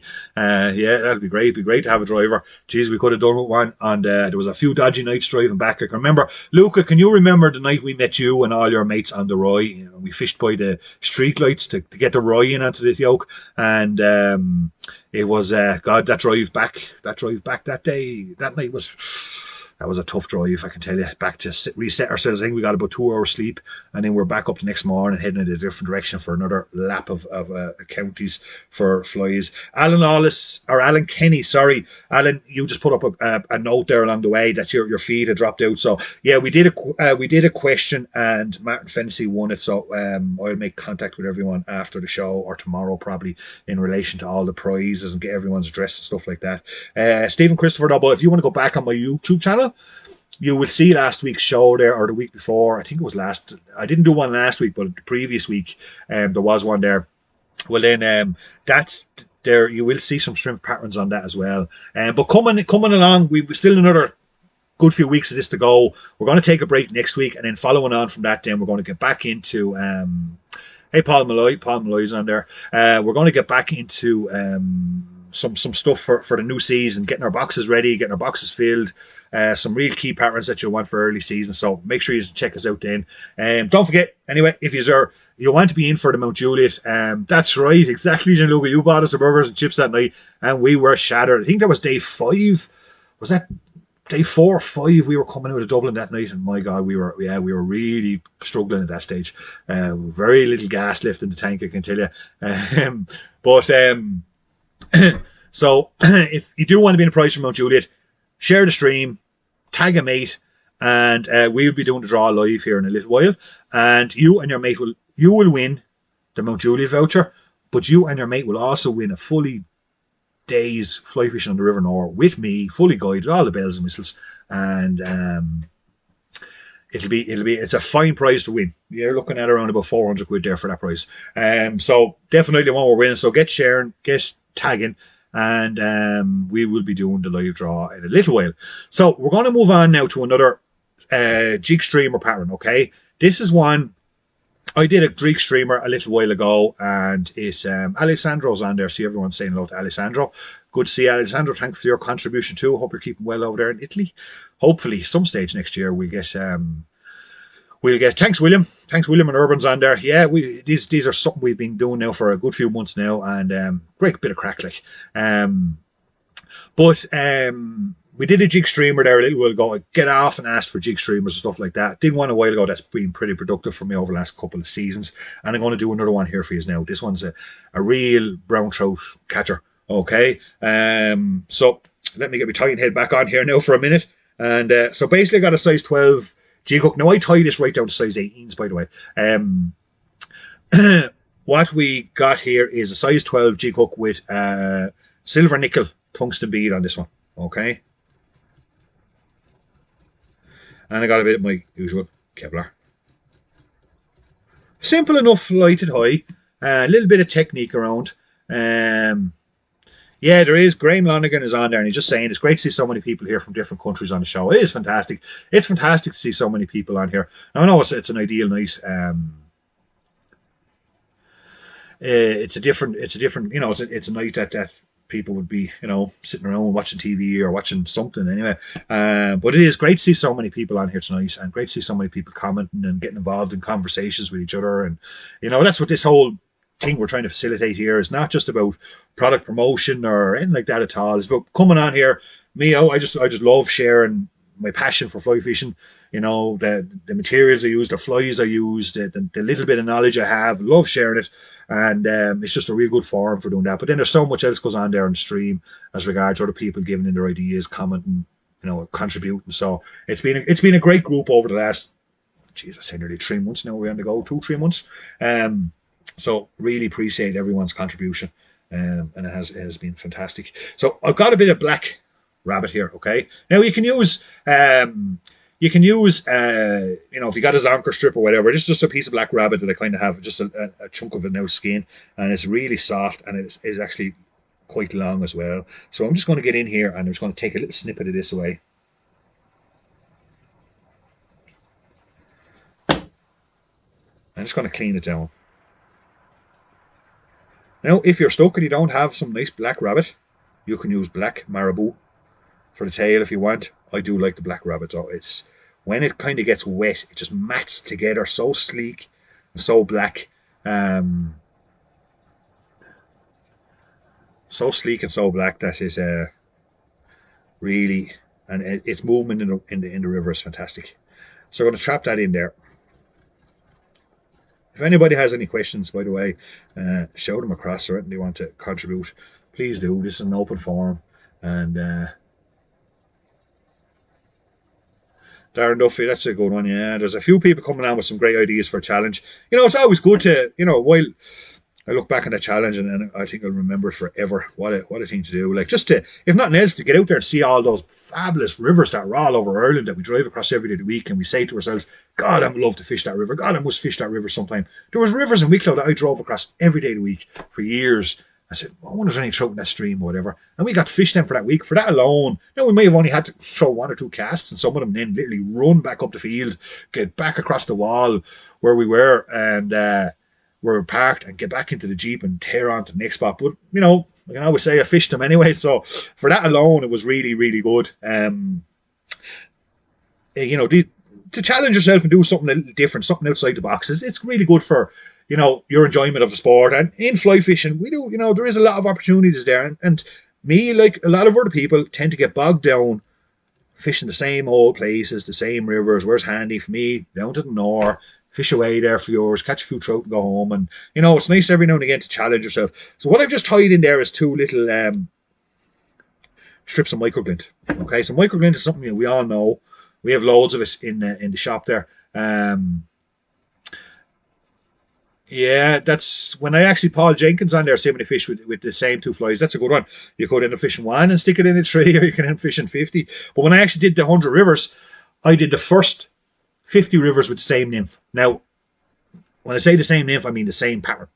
It was a pheasant tail, a little orange thorax pheasant tail, the number 6, and it's fantastic. That one. But yeah, there's loads of options out there for challenges, and it's kind of a challenge here now for you all. In the new year, I want to see lots of people coming up with these challenges. Not for me and Dave, but for yourselves. Come up with something, and I'll give you as much support as I can. But what I want to do with that microglint is I want to kind of just brush it out a little bit, because microglint has several strands in it. And while on its own, individually, it can be a little stiff. But if you actually get it and break it a little bit apart and get some of those little fibers to come out, you will. It becomes quite soft as well.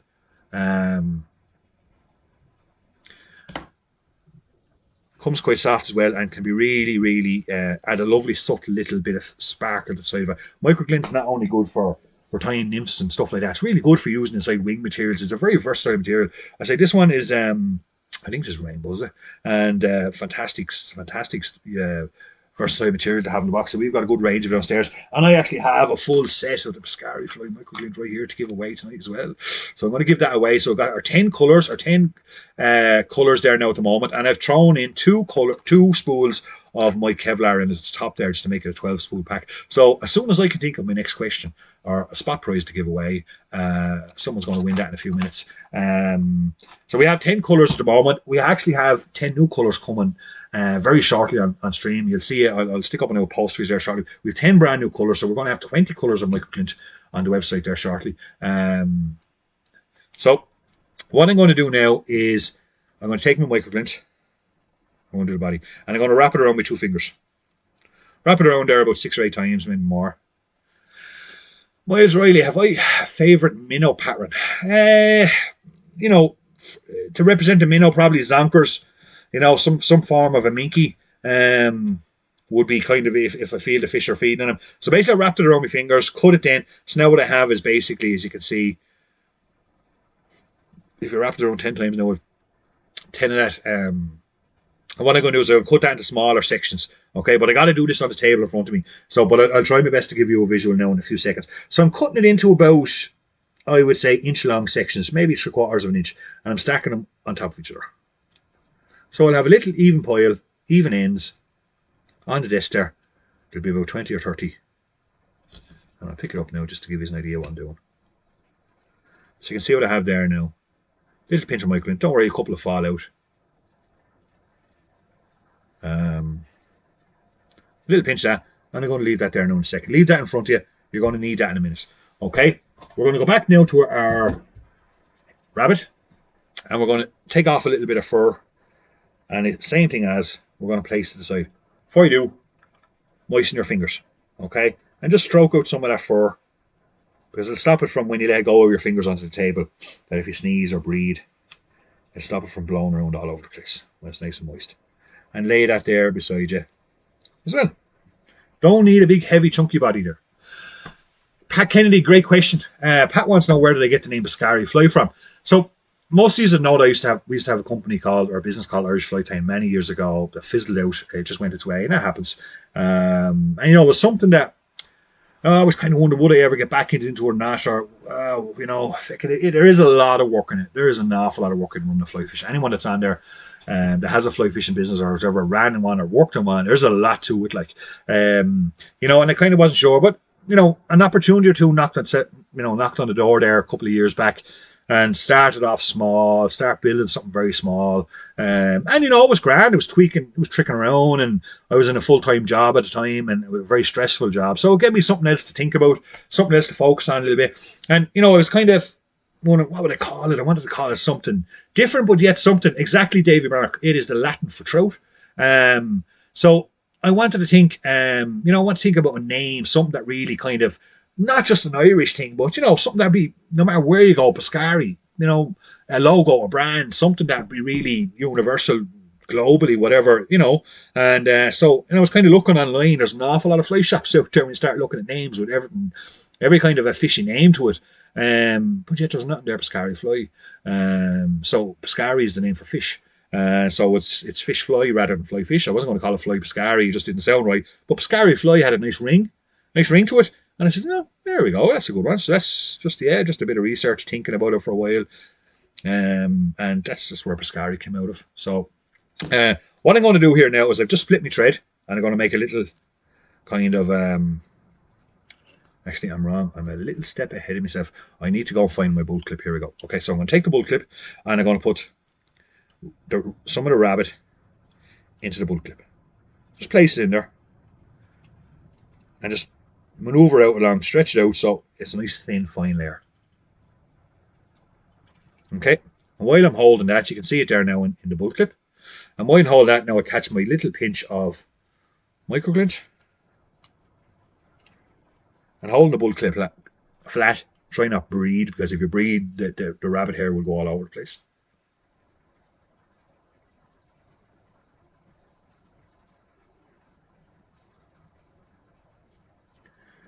I put in my microglint. So I've got a mix of rabbit and microglint there. Doesn't have to be. Good question, Mike Riley. So for the tail there, Robbie Berry, you're probably topping up with the whiskey there, Robbie, were you? For the tail, I used just bit of rabbit fur, nice and soft, black kind of velvet rabbit. Same as what I'm using on the body. Mick Riley, anyone new pattern that fish merge, the black Frenchie, Mick, the black Frenchie, or a pheasant tail with Spectrum number 6 collar. Those two flies you can fish pretty much any river in the world, and I would be expecting to catch fish. Just having it in different sizes, then Mick, it would be my answer to it. Everyone has their own favorite patterns, and at the end of the day, it's whatever you're really confident in using is really important. As you're going to see with my next fly, we're really going to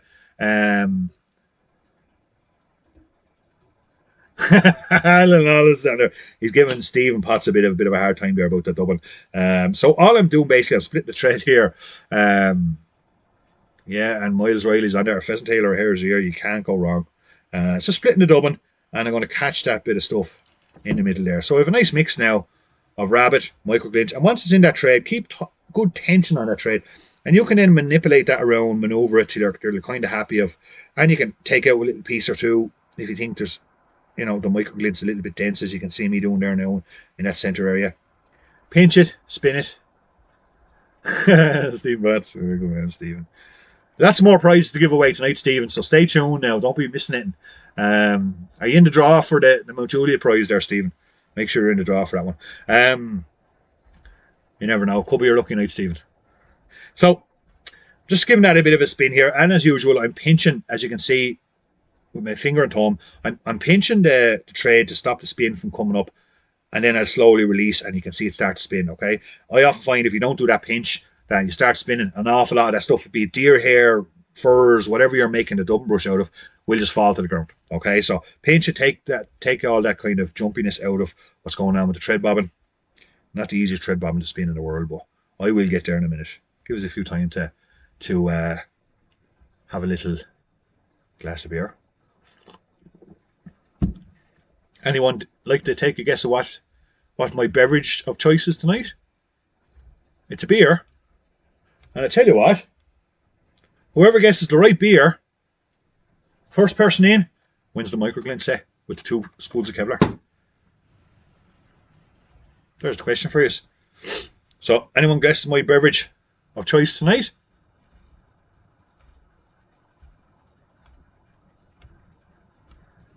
First person in on the stream to guess my beverage of beer tonight wins the microglint. Graham Connolly, congratulations. I'm just going to go back and double check that. But I think it was Graham Connolly. No, hang on there now a second. Let me just go back and check. Colin Healy's in there first. Sorry, Stephen Foster's no. Corona, no. Don't like Corona, Dylan. So Dylan was the first in there. Corona, no, don't like it. Graham Lanigan, haven't drank Foster's in years. Stephen Christopher, not Guinness. Colin Healy. Colin Healy is our winner. Colin Healy was the first man in with Heineken. And to prove it, there you go. Oh, can of Heineken tonight. Keeping me throat from drying out too much from all the talking. Well done, Colin. I will have that microglint set off to you in the post. Great stuff. Lots of people having lots of guesses. Good old IPA, no. Not Smithick either. Pat, I do like an old Smither. Robbie Berry, Tiger Bear. No, don't like that Tiger Bear. Heineken. I'm a fairly. So I'm finished spinning here now. I'm spinning away. I know a can of Heineken have. That's keeping me going. So all I'm doing is just stroking back that as I get up along. Now it's a bit of a mess at the start, but don't worry about that. We have plenty of time to fix it up. Now in a few minutes. Once I got it all tied in there. Graham, just keep guessing. I got some more stuff there, Graham, coming up, and it'll happen for you. It'll happen for you. So back on the feed, and I'll double check it again. I do double check, and I double check everything. I go back every quiz I ever do or competition. We make sure we're fair as possible. A few times I've even had to give out 2 prizes because I called out the wrong name. But Mark is double checking everything downstairs and making sure everyone that deserves their prize is getting it. So I'm just basically really brushing the hell out of that. Want to just tin out the little rabbit a bit because the brush does tin it out lovely. Secondly is to break up all those little bits of microglint to get it to split a bit, and all those little individual bits of colour then kind of marry into that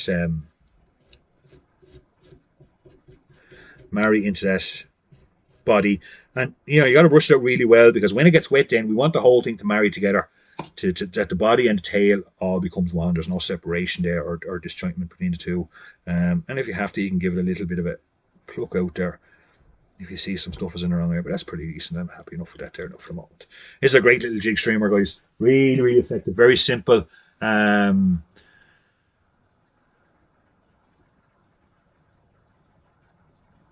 Davey Brannock says I'll go back and check it, Davey. Bear with me 1 second there now. I know Mark will be checking it, and I'll get a text message there now from Mark in a minute. Going right back here. Mark will check that there now in a second. And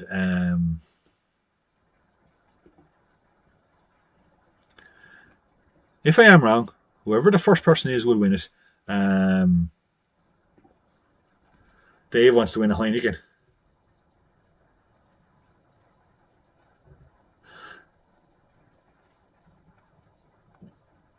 So I just read George Mcgrath has a prize to give away tonight, guys. So a dozen of his best dry flies to the first person that can answer the following question.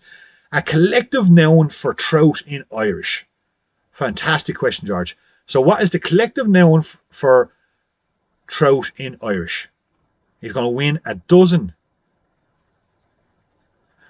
Ken Woodward. Sorry about that, Ken. Ken is seeing the answers before the questions, but a collective noun for Irish trout is going to win a dozen of George Mcgrath's dry flies. What a great prize. I don't know the answer to that off the top of my head, but if I was watching this feed, not busy here tying, I would be Googling that fast to Stephen Christopher, you're right, it is a great question. So what I'm going to just do here is adding a little bit of Dublin here. It's called it's Black Rabbit again, but I've mixed it with a bit of Salmo Supreme. Salmo Supreme Rainbow. It's great stuff for mixing Dublins. It's by Sabaya. You can find it on our web shop. And just a little bit at that there because it just matches in with the colour of the body and stuff as well. And it's just to fill that little gap there at the back of that. Between the bead and the body. Lots of people coming in there with answers to that, I think. So, George, if you want to handle that there now and see who's the winner, by all means, work away. So, once I've got that in there,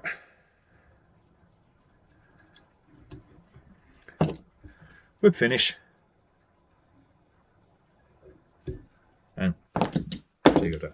Another bit of a brushing now just to get that dubbing out and get it to marry back into that body.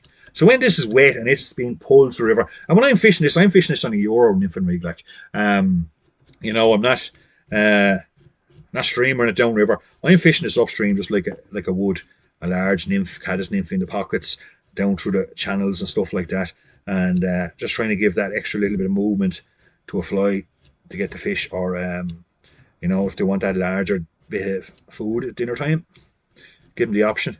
I know it can really, I've often gone through pieces of water where, I picked off a few trout and nymphs and stuff like that. I go back up that piece of water with something like that, a jig streamer like that, and geez, it can make all the difference, When you see when that thing gets wet, it starts to come together. That's going to moisten it. You can see how well that looks. Slim profile, very sleek. You can see all those little bits of glitter now of all the little bits of glitter coming out of the microglint, out through the rabbit.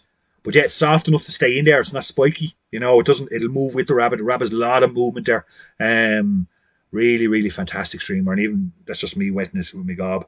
And after swimming that in the river, that thing just becomes. And I think all those little bits of colour, no matter what way that swims, no matter what kind of daylight's out there and stuff like that, you're going to get different flecks of colour shining at different times. And it's something that's very, very attractive to trout and very simple. Lane, yeah. How's it going? Actually, Lane wants to know if you're getting the hairdresser. I'm just saying, my little son Tommy, he's 20 months and he's in bad need of a haircut, and we're heading into lockdown in Lane, so I might have to get into hairdressing soon. I might have to give Tommy his very first haircut. We'll see how that goes. But that's a really class jig streamer. Very simple. Keep that body nice and thin. You can kind of overbuild there, and you lose that profile. You see the profile that's on that one, a nice bit of meat up in around the hook, and then it just tapers out. Down into a nice long skinny tail, and that thing's going to move like absolutely Patrick Phelan. Yeah, absolutely lethal in colour water. Because it's black, and if you're fishing coloured water, guys, something black, something a little bit of movement like that, sure ain't going to pass it by. They're just not going to pass it by.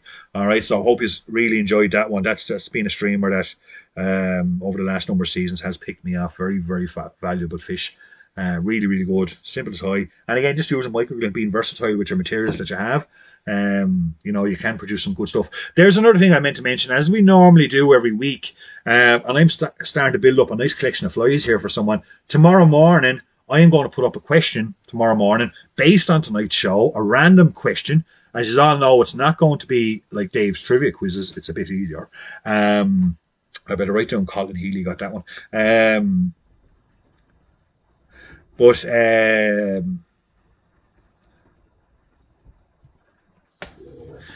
it's a nice question. Jonas Olsen, do you know what? I have tied him with Marabou. Not that jig streamer. I don't find it as good. Marabou can break away very quickly. The hair, that rabbit fur, trust me, try it. Really fine, good quality rabbit fur. It pulses completely different to Marabou. And you want to tie it and see the Marabou doesn't get that sheen. If you look at it, you can't really see it on this here, but the shine that's off that lovely silk rabbit fur, when the fly gets wet, that silkiness really comes through, and it's fantastic. You don't get that off the Marabou, unfortunately. Not for that one. And I have tried that with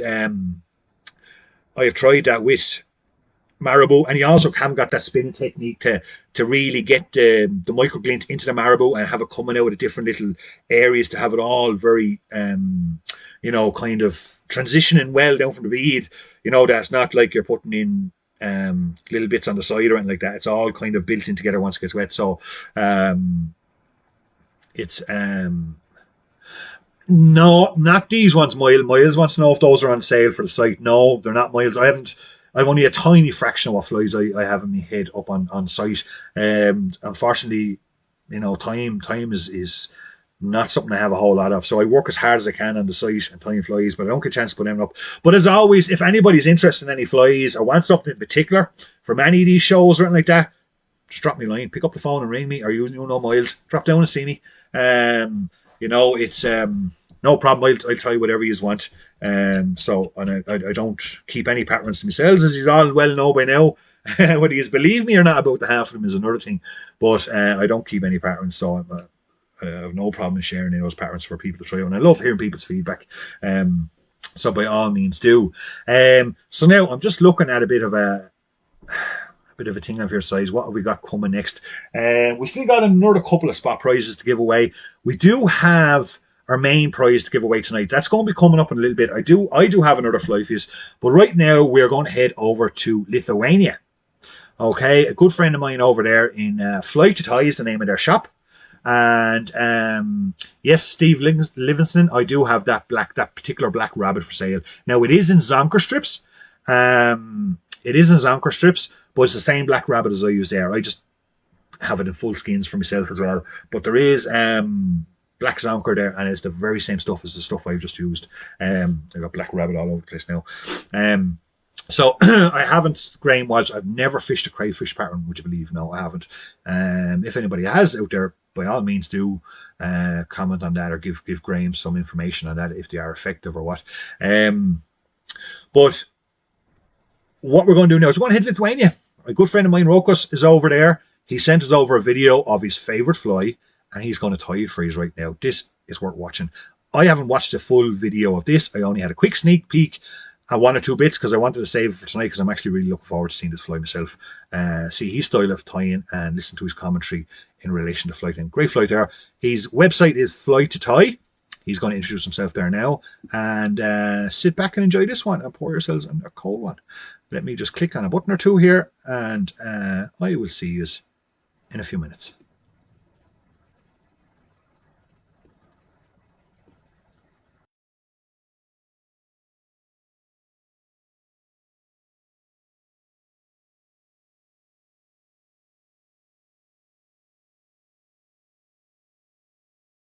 Hello and happy holidays to everyone watching Peter's stream right now. My name is Rokas, and I'm in a small fly shop located in Kaunas, Lithuania. It's called Fly to Tie. And today I'm going to be tying a tiny little wet fly that started off in Lithuania originally as a chub pattern. The old school Lithuanian fly anglers used to tie it in very large streamer sizes up to size 2. However, over the years it has evolved, and right now we've tied in a lot of smaller sizes, and it's proven to be very effective not only for chub but also a very effective trout pattern. And seeing as it's Lithuanian, I thought it's something that would be most interesting for me to share with you. So let's just get into it. Now this pattern is called the pulsar. As you can see, I already have a few wraps of lead wire on the hook. That's just something I do for pretty much all of my wet flies. I'm gonna start with black thread and make quite a few turns, catch the lead wire in, and form a step on both sides of the wire, just so that you get a nicer transition when tying in the materials. Just now snip off the thread. I'd like to just make turns to the pretty much the point of the barb of the hook, and then move all the way back up to the front of the lead wire.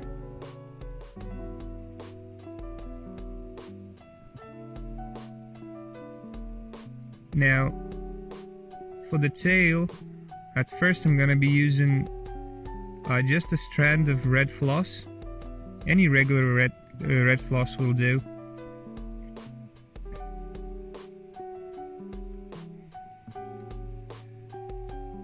Tuck it under the thread, catch it in, make a few turns to make sure it's nice and secured, and bend it back. And now make sure to maintain tension on the floss as you tie it in. It will just make a much nicer transition over the lead. And now, right as I tie it in, I'm gonna snip it to just about even to the end of the hook. Just have a tiny little tail, and you can leave it as is. Most people tie the pulsar just with a tiny little red accent like this, but what I prefer to do is tie in 6 or 7 strands of golden pheasant tippet about the length of the body. Make sure it's nice and tight with a couple of pinch and loops, and then secure it all the way through the whole length of the body.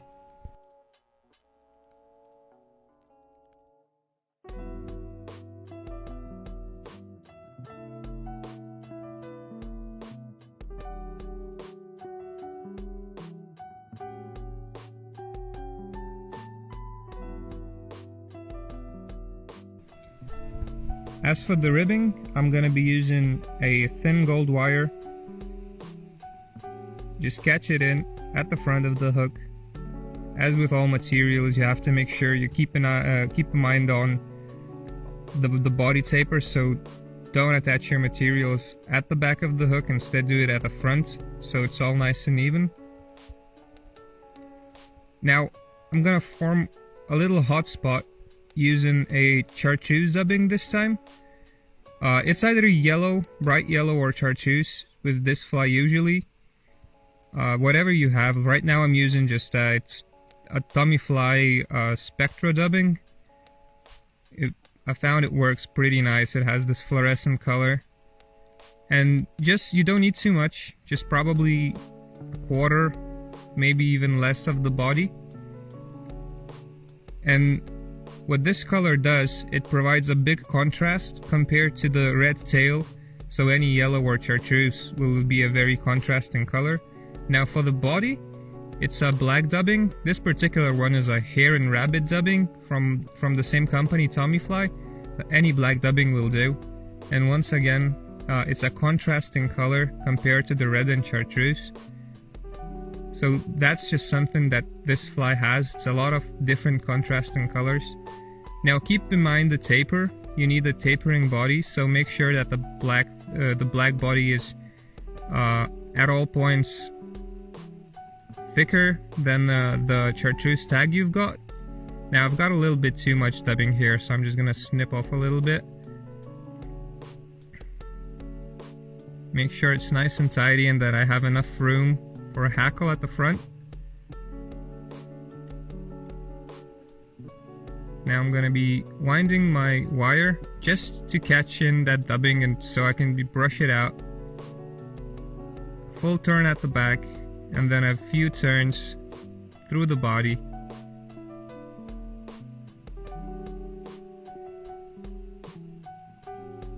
catch the wire in, and then I'm gonna just snip it off once I do.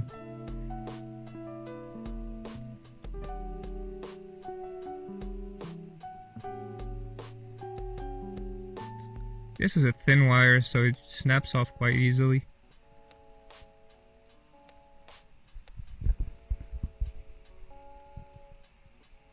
Now I'm going to be using a brush with just a little bit of Velcro to brush the body out.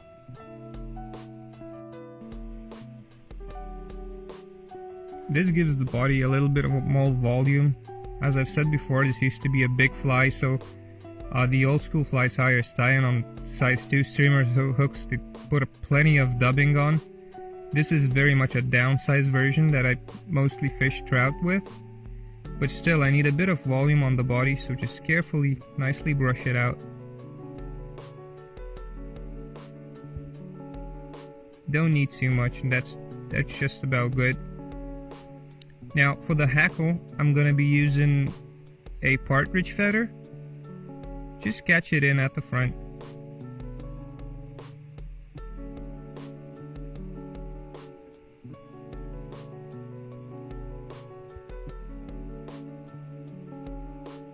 It's a grizzly, but you can use pretty much whatever you have. You can use a brown partridge, you can use even hen feathers work perfectly well.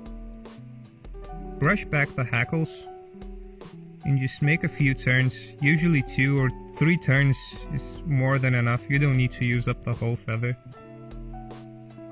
Keep on brushing the fibers back as you make turns with the hackle.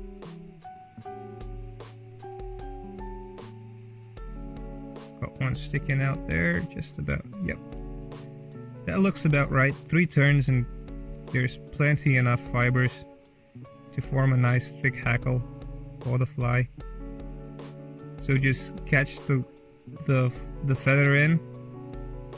I like to bend it back so that it's extra secure and doesn't go anywhere when I snip the feather off.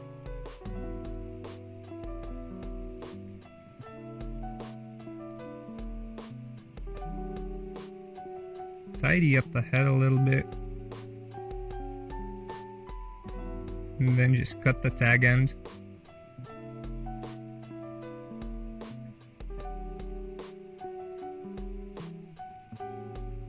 Now I'll just make a few extra turns to make sure that the head is nice and nothing sticks out. And that's pretty much the whole fly. You'd fish this fly as I normally just swinging in the current. We usually fish it in rivers, although I have tried it out in still water and it works just fine. You can do just figure 8 retrieves, mix in some quick strips as well. It's a buggy pattern, so it doesn't imitate a fry or a minnow, so just work it as any other wet fly. Finish off with a whip finish and a bit of varnish as with most flies. And what you have here is a very effective pattern. Tie it in different sizes. I usually carry it anywhere from size 6 all the way up to size 12 or even 14. Works really well. And that's it, that's the fly. I hope you guys find it useful and keep a few in your own boxes. Also, if you want to check out other things we do and other flies we tie, look us up on YouTube, Instagram, Facebook, message us, and let's continue being a part of this growing community. I also wanted to thank you, Peter, for giving me the opportunity to be a part of this stream, and also honestly for just helping all the way even before this fly shop was open. I honestly believe we would not be where we are without you. So I wish you happy holidays and the best new year you could ever have, buddy. Thank you.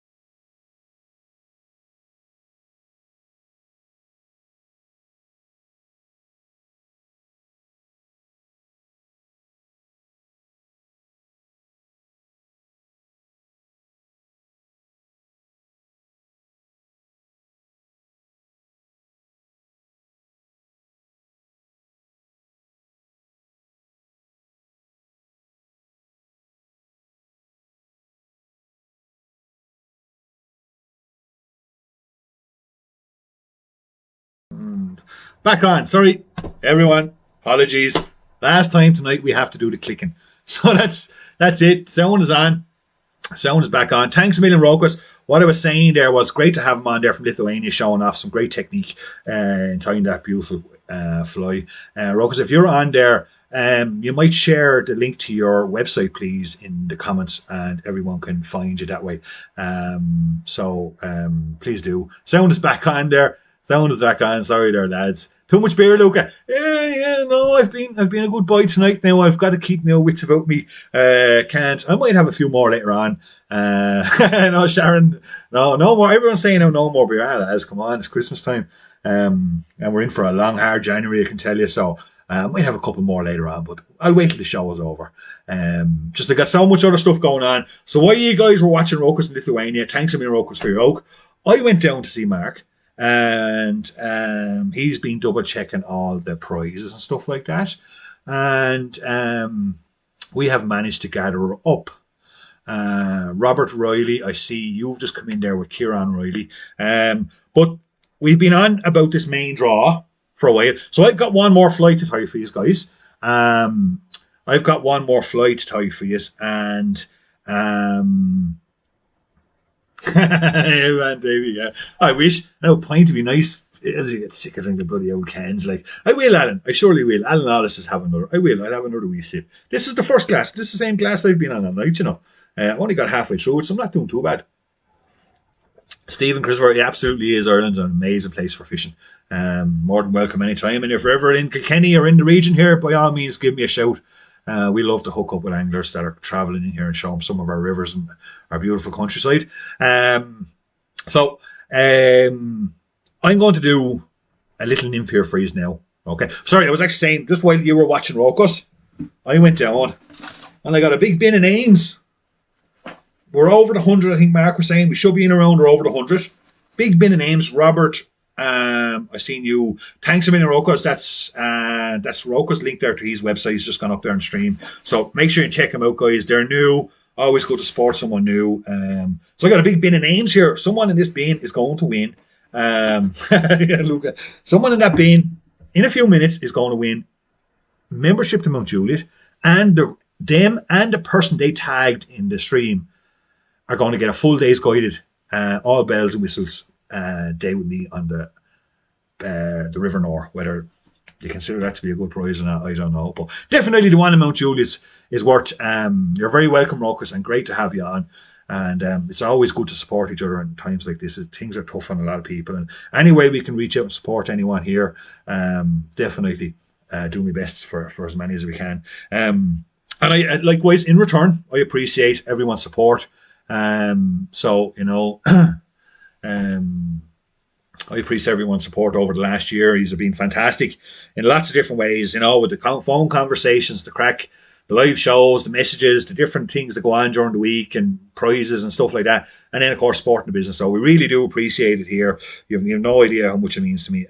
You know, most of you know I'm a very passionate person when it comes to fly fishing, fly tying, and my little business. And I really do appreciate your support. So thanks very much for everything in 2020. And let's look forward to I am actually noticing a few new people coming in. So Mark will be picking you guys up, and he will drop up the I'm taking a note. No problem, Neil Walker. Enjoy work. We've still got another bit to go here. Still got another few spot prizes just I want to get rid of as well. We got this really cool leader box set here for all your leaders. Comes in a lovely box with the foam rolls all nicely attached inside. Got that to give away. Got another fly box. Got a nice Superflow Airflow fly line to give away. So I'm going to think of something now in the next few minutes, and then we'll do the main draw after I tie this fly. Okay, so this is basically what I've been tying. Every year I kind of sit down during the winter, and even though I'm tying orders all week long, every night before I go to bed, I'll tie 10 for me. 10 nymphs or 10 dries or whatever it is, and I, you know, over the entire winter then I stock up my box. But I always kind of like Alan Lawless is about to leave us there. His phone's about to die. No worry, Alan. Look, I'll talk to you soon anyway. But this is a nymph this is what I'm working on. No worries, Robert. You're very welcome. This is a nymph I've been working on for a long time. Kind of, you know, this winter, kind of as regards style. And a lot of you heard when we done the nymph in November as in regards as how of how I'm really focusing more on my beads this year as regards. Not that I'm not totally not giving a shit about fucking the bodies, but definitely, the focus is on the bead, as regards choosing the right bead when I approach me water and stuff like that.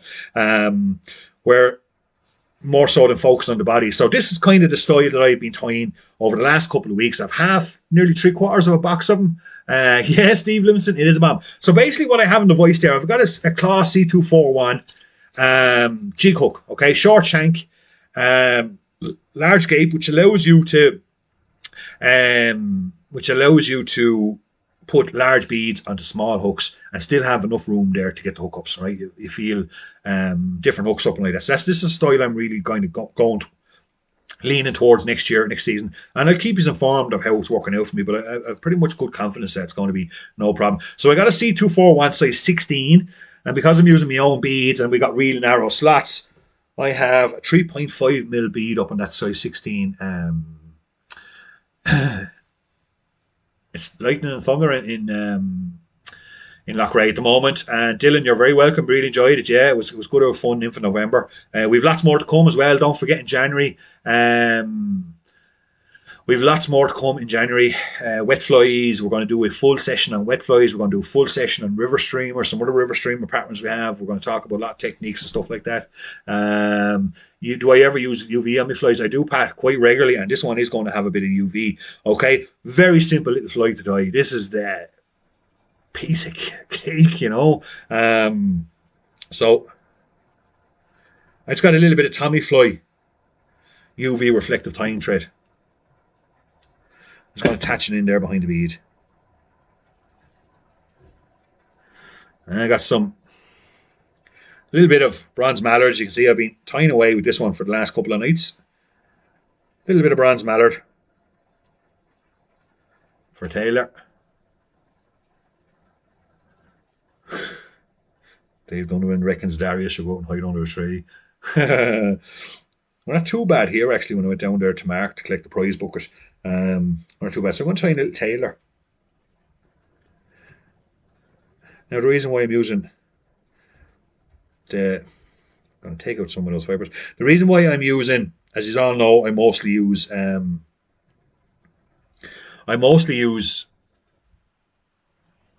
making sure you can all kind of see how size that is.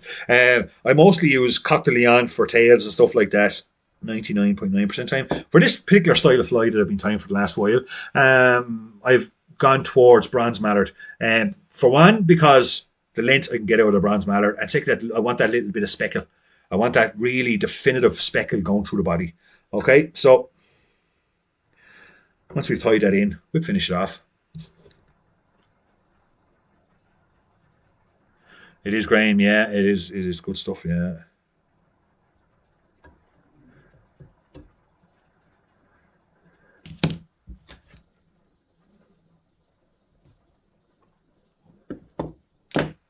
Then we're going to switch over to our black Tommy fly.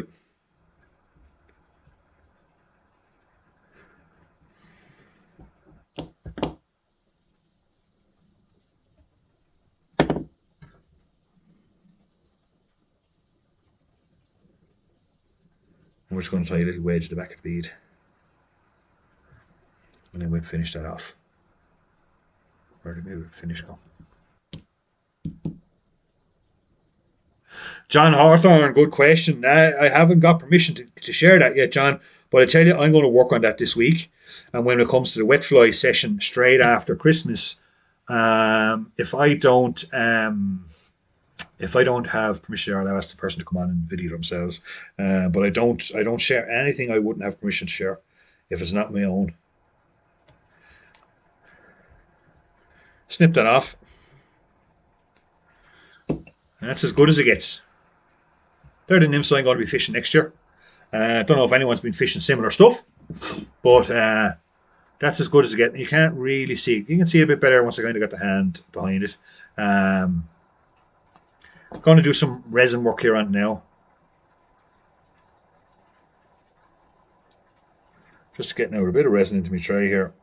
And we're going to use a little fine artist brush here to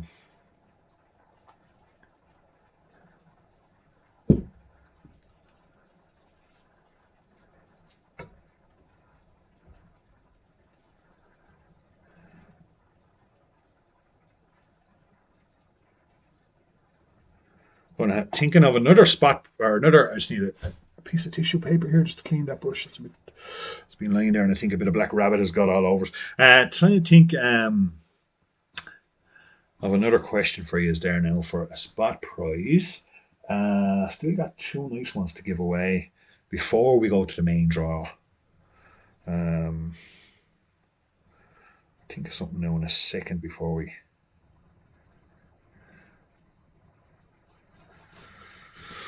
Think of something now in a second before we move on to the main draw.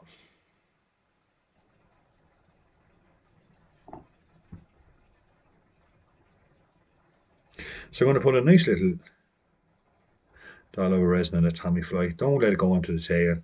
Just get enough of a coat there. McGarty, what dates each date of birth is a great question. I'm sure it would be a great question, Pat. I'll think of something now. I've got seconds here to think of it because I don't want to be delaying this too long. What time are we? 25 to 11. We're not too bad. I'd say to kind of keep it going till about 11ish, so we won't be far off that by the time we finish up. And I hope you've all really enjoyed the night. It's been great to see so many people on here. It's been great to see so many people contributing to the forum. It definitely inspires me to keep going. I'm just going to put another little coat on that because I want to build it up a little bit. Definitely inspires me to keep going and come on here every week and share the bit of information I have, and I get great satisfaction out of the appreciation you all show as well. So I love your comments, and I get a lot of comments afterwards and tomorrow and stuff like that. I get a few messages and stuff, so I really do appreciate it, and it gives me a great old kick, especially in tough times like this. We got to find, as Mirko Scarfar says, there's the question, lads. I have it. What country is Mirko Scarfar from? He was the angler sitting on the push bike back in the first. First two people are going to win now. Okay, first two. What country does Mirko Scarfar come from? Probably one of the best anglers I've ever seen. If you're ever in... I nearly said it. But I didn't. So I got two prizes to give away. First prize is going to win the Airflow fly line. Second prize is going to win the box. David Coughlin, you won the Airflow fly line. Robbie Phelan gets the dropper box. David Coughlin, you just won yourself a new 3-way forward presentation Airflow fly line. Okay? They're the first ones to win. First two. Mirko Scarfar, guys, is one of the greatest anglers. Alessandro Fresca there from Italy as well. Absolutely two innovative anglers. You'd never meet the likes of again. These men are geniuses. Work with very little, but are absolutely just understanding of fish behaviour and all that kind of stuff. Amazing. Absolutely, truly amazing. If you're ever in Slovenia or if you're ever looking for a holiday to go somewhere and get definitely one of the top guides, and I've had a lot of guides. I've been travelling since I was 19. A lot of countries, a lot of competitions, a lot of guides. Mirko's out there on his own by a country mile. Definitely worth looking up. He has access to some of the best rivers there. Well done, David. David Coughlin was first in there. He won the fly line. Robbie Phelan was second, and he won himself a nice box there for all your leaders.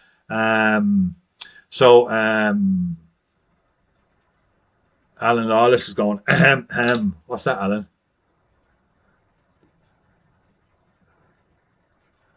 I'm going back along here now to make sure.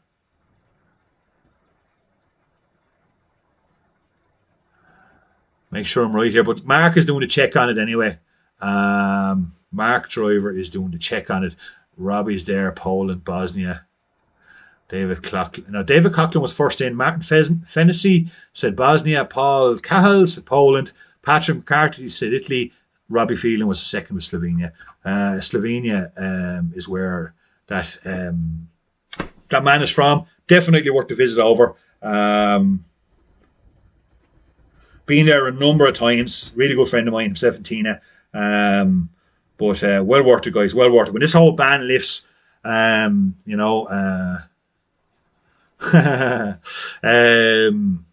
the whole ban lifts, we definitely got to get out there, get back on the road. But anyway, back to the fly, and we got the main draw coming out in a few minutes, so everybody be ready. Everybody be ready. So that's what I'm working on for next year. I've tied 3/4 of a box of that kind of style of fly.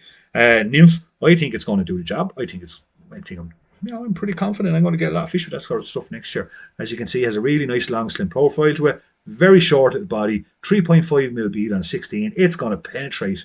It's going to penetrate like a bomb, and still have the size not to overpower there if the fish want small fish. So that is one for the box for next year. So we are going to be back on in 2 weeks' time. Well, 13 days is going to be. I'm going to do the draw now, and then I've got to thank a few people. So stay with me for another few minutes. And thanks very much for all your feedback. So Robert Flaherty. Yeah, exactly, Robert. Where's all the Mika flies, lads? I thought I would have seen... Robbie Berry sent me on a few... Robbie Berry sent me on a few pictures of some of his Mika powder stuff, but I know loads of people bought Mika powder, but I wasn't seeing too much information coming back. He must all think they're too good, and he don't want to share them. Well, let's see us. Thanks, Lucas. Let's see us all share them. So I got a big bucket of names here. Going to give it a bit of a stir, and I'm going to root down here now. Give it a good root around, and I'm going to pull out a name. Mark has them all scrumpled up here, and we have a winner. So this person is going to win. This person is going to win. Sometimes, you know what, the world works its way in for particular reasons. I'm going to hold this up there to make sure no one thinks I'm going to change it. So you all see it in a minute. I'm not going to say it. But this person is going to win a year's free fishing in Mount Juliet Estate. Fantastic fishery. Huge thanks to Dan O'Neill, the fishery manager of Mount Juliet, to Mount Juliet Estate. I know here in Thomastown we run our competition. They give us a lot of their water and all that. We appreciate it so much. Fantastic piece of river. When I finish the stream, his contact information will come up on his information will come up on the screen. Take it down if you want. This video will be on YouTube tomorrow. If you want to get Dan's email or phone number, by all means, ring him and give him a buzz and make contact with him, and he'll do there. So we have our winners. We have our winners, and they tag the person and they like the page. Mark has it all wrote out for me. Thanks a million to Mark Driver, by the way, and my wife. They've been downstairs tipping away there, making sure all the questions that went out tonight were right, and all the answers that came back and were right. And I don't know. Am I tying her to fly before we announce the winners? Will we go ahead with it? We have no drink anyway. Leave us in suspense. But anyway, okay. Look, I'm going to get on with it. 2024. Tonight's winner of our main prize. Do you know what I'm going to do? I actually have this person's phone number here, I think. Let's give them a ring. So we're going to give this person a ring. Put them on a loudspeaker. And so everybody get their phones. Who am I going to ring? Well, I'll make sure my speaker's on now. So just wait until the feed catches up with me there. We're going to give this person a ring. The winner of tonight's show. The yoke is still there in my hand. Haven't moved it, haven't changed it. The winner of tonight's show is about to get a phone call. So if your phone starts to ring, you've just won yourself a prize of Mount Juliet. Alan here, can't take a call at the moment. Leave a message, I'll come back to you. No answer. Went to voicemail. Did you all get that? Alan Lawless.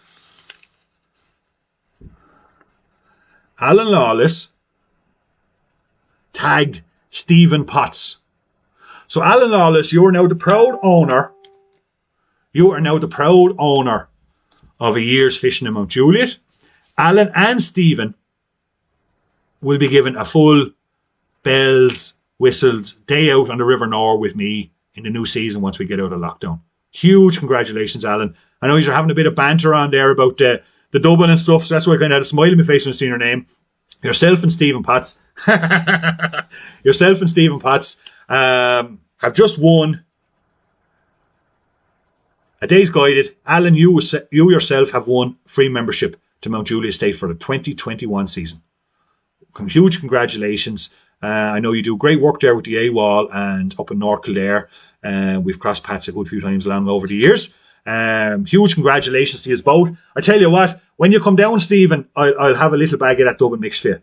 When you come down for the day out. So really looking forward to that day out with you guys. Look at once again, lads, ladies, what can I say? These are amazing. Amazing group of people. Really enjoy it. Really enjoy these shows. They're what's keeping me going at the moment. And we're facing into another tough lockdown, another couple of months here probably. But hopefully we'll get through it, and we'll try our best to get through it together.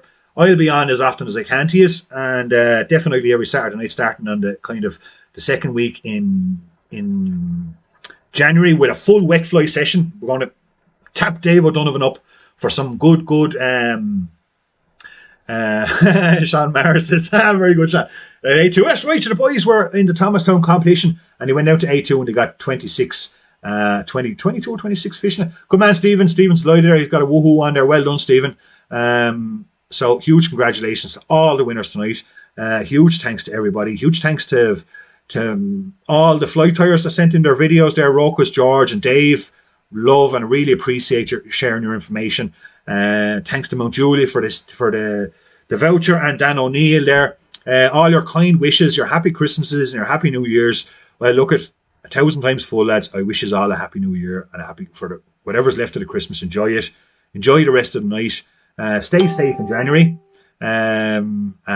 Look, that's all I got for you tonight. So I bid you all a good night and a farewell, and happy 2021. Let's have a little toast to still on the first glass. Let's have a little toast to 2021. Here's to a good year, safe and happiness, great fishing and tight lines to everyone, guys. And I'll be speaking to you all over the next couple of weeks. Don't forget, we'll have a little competition tomorrow for all those lovely flies. Right? Bottoms up.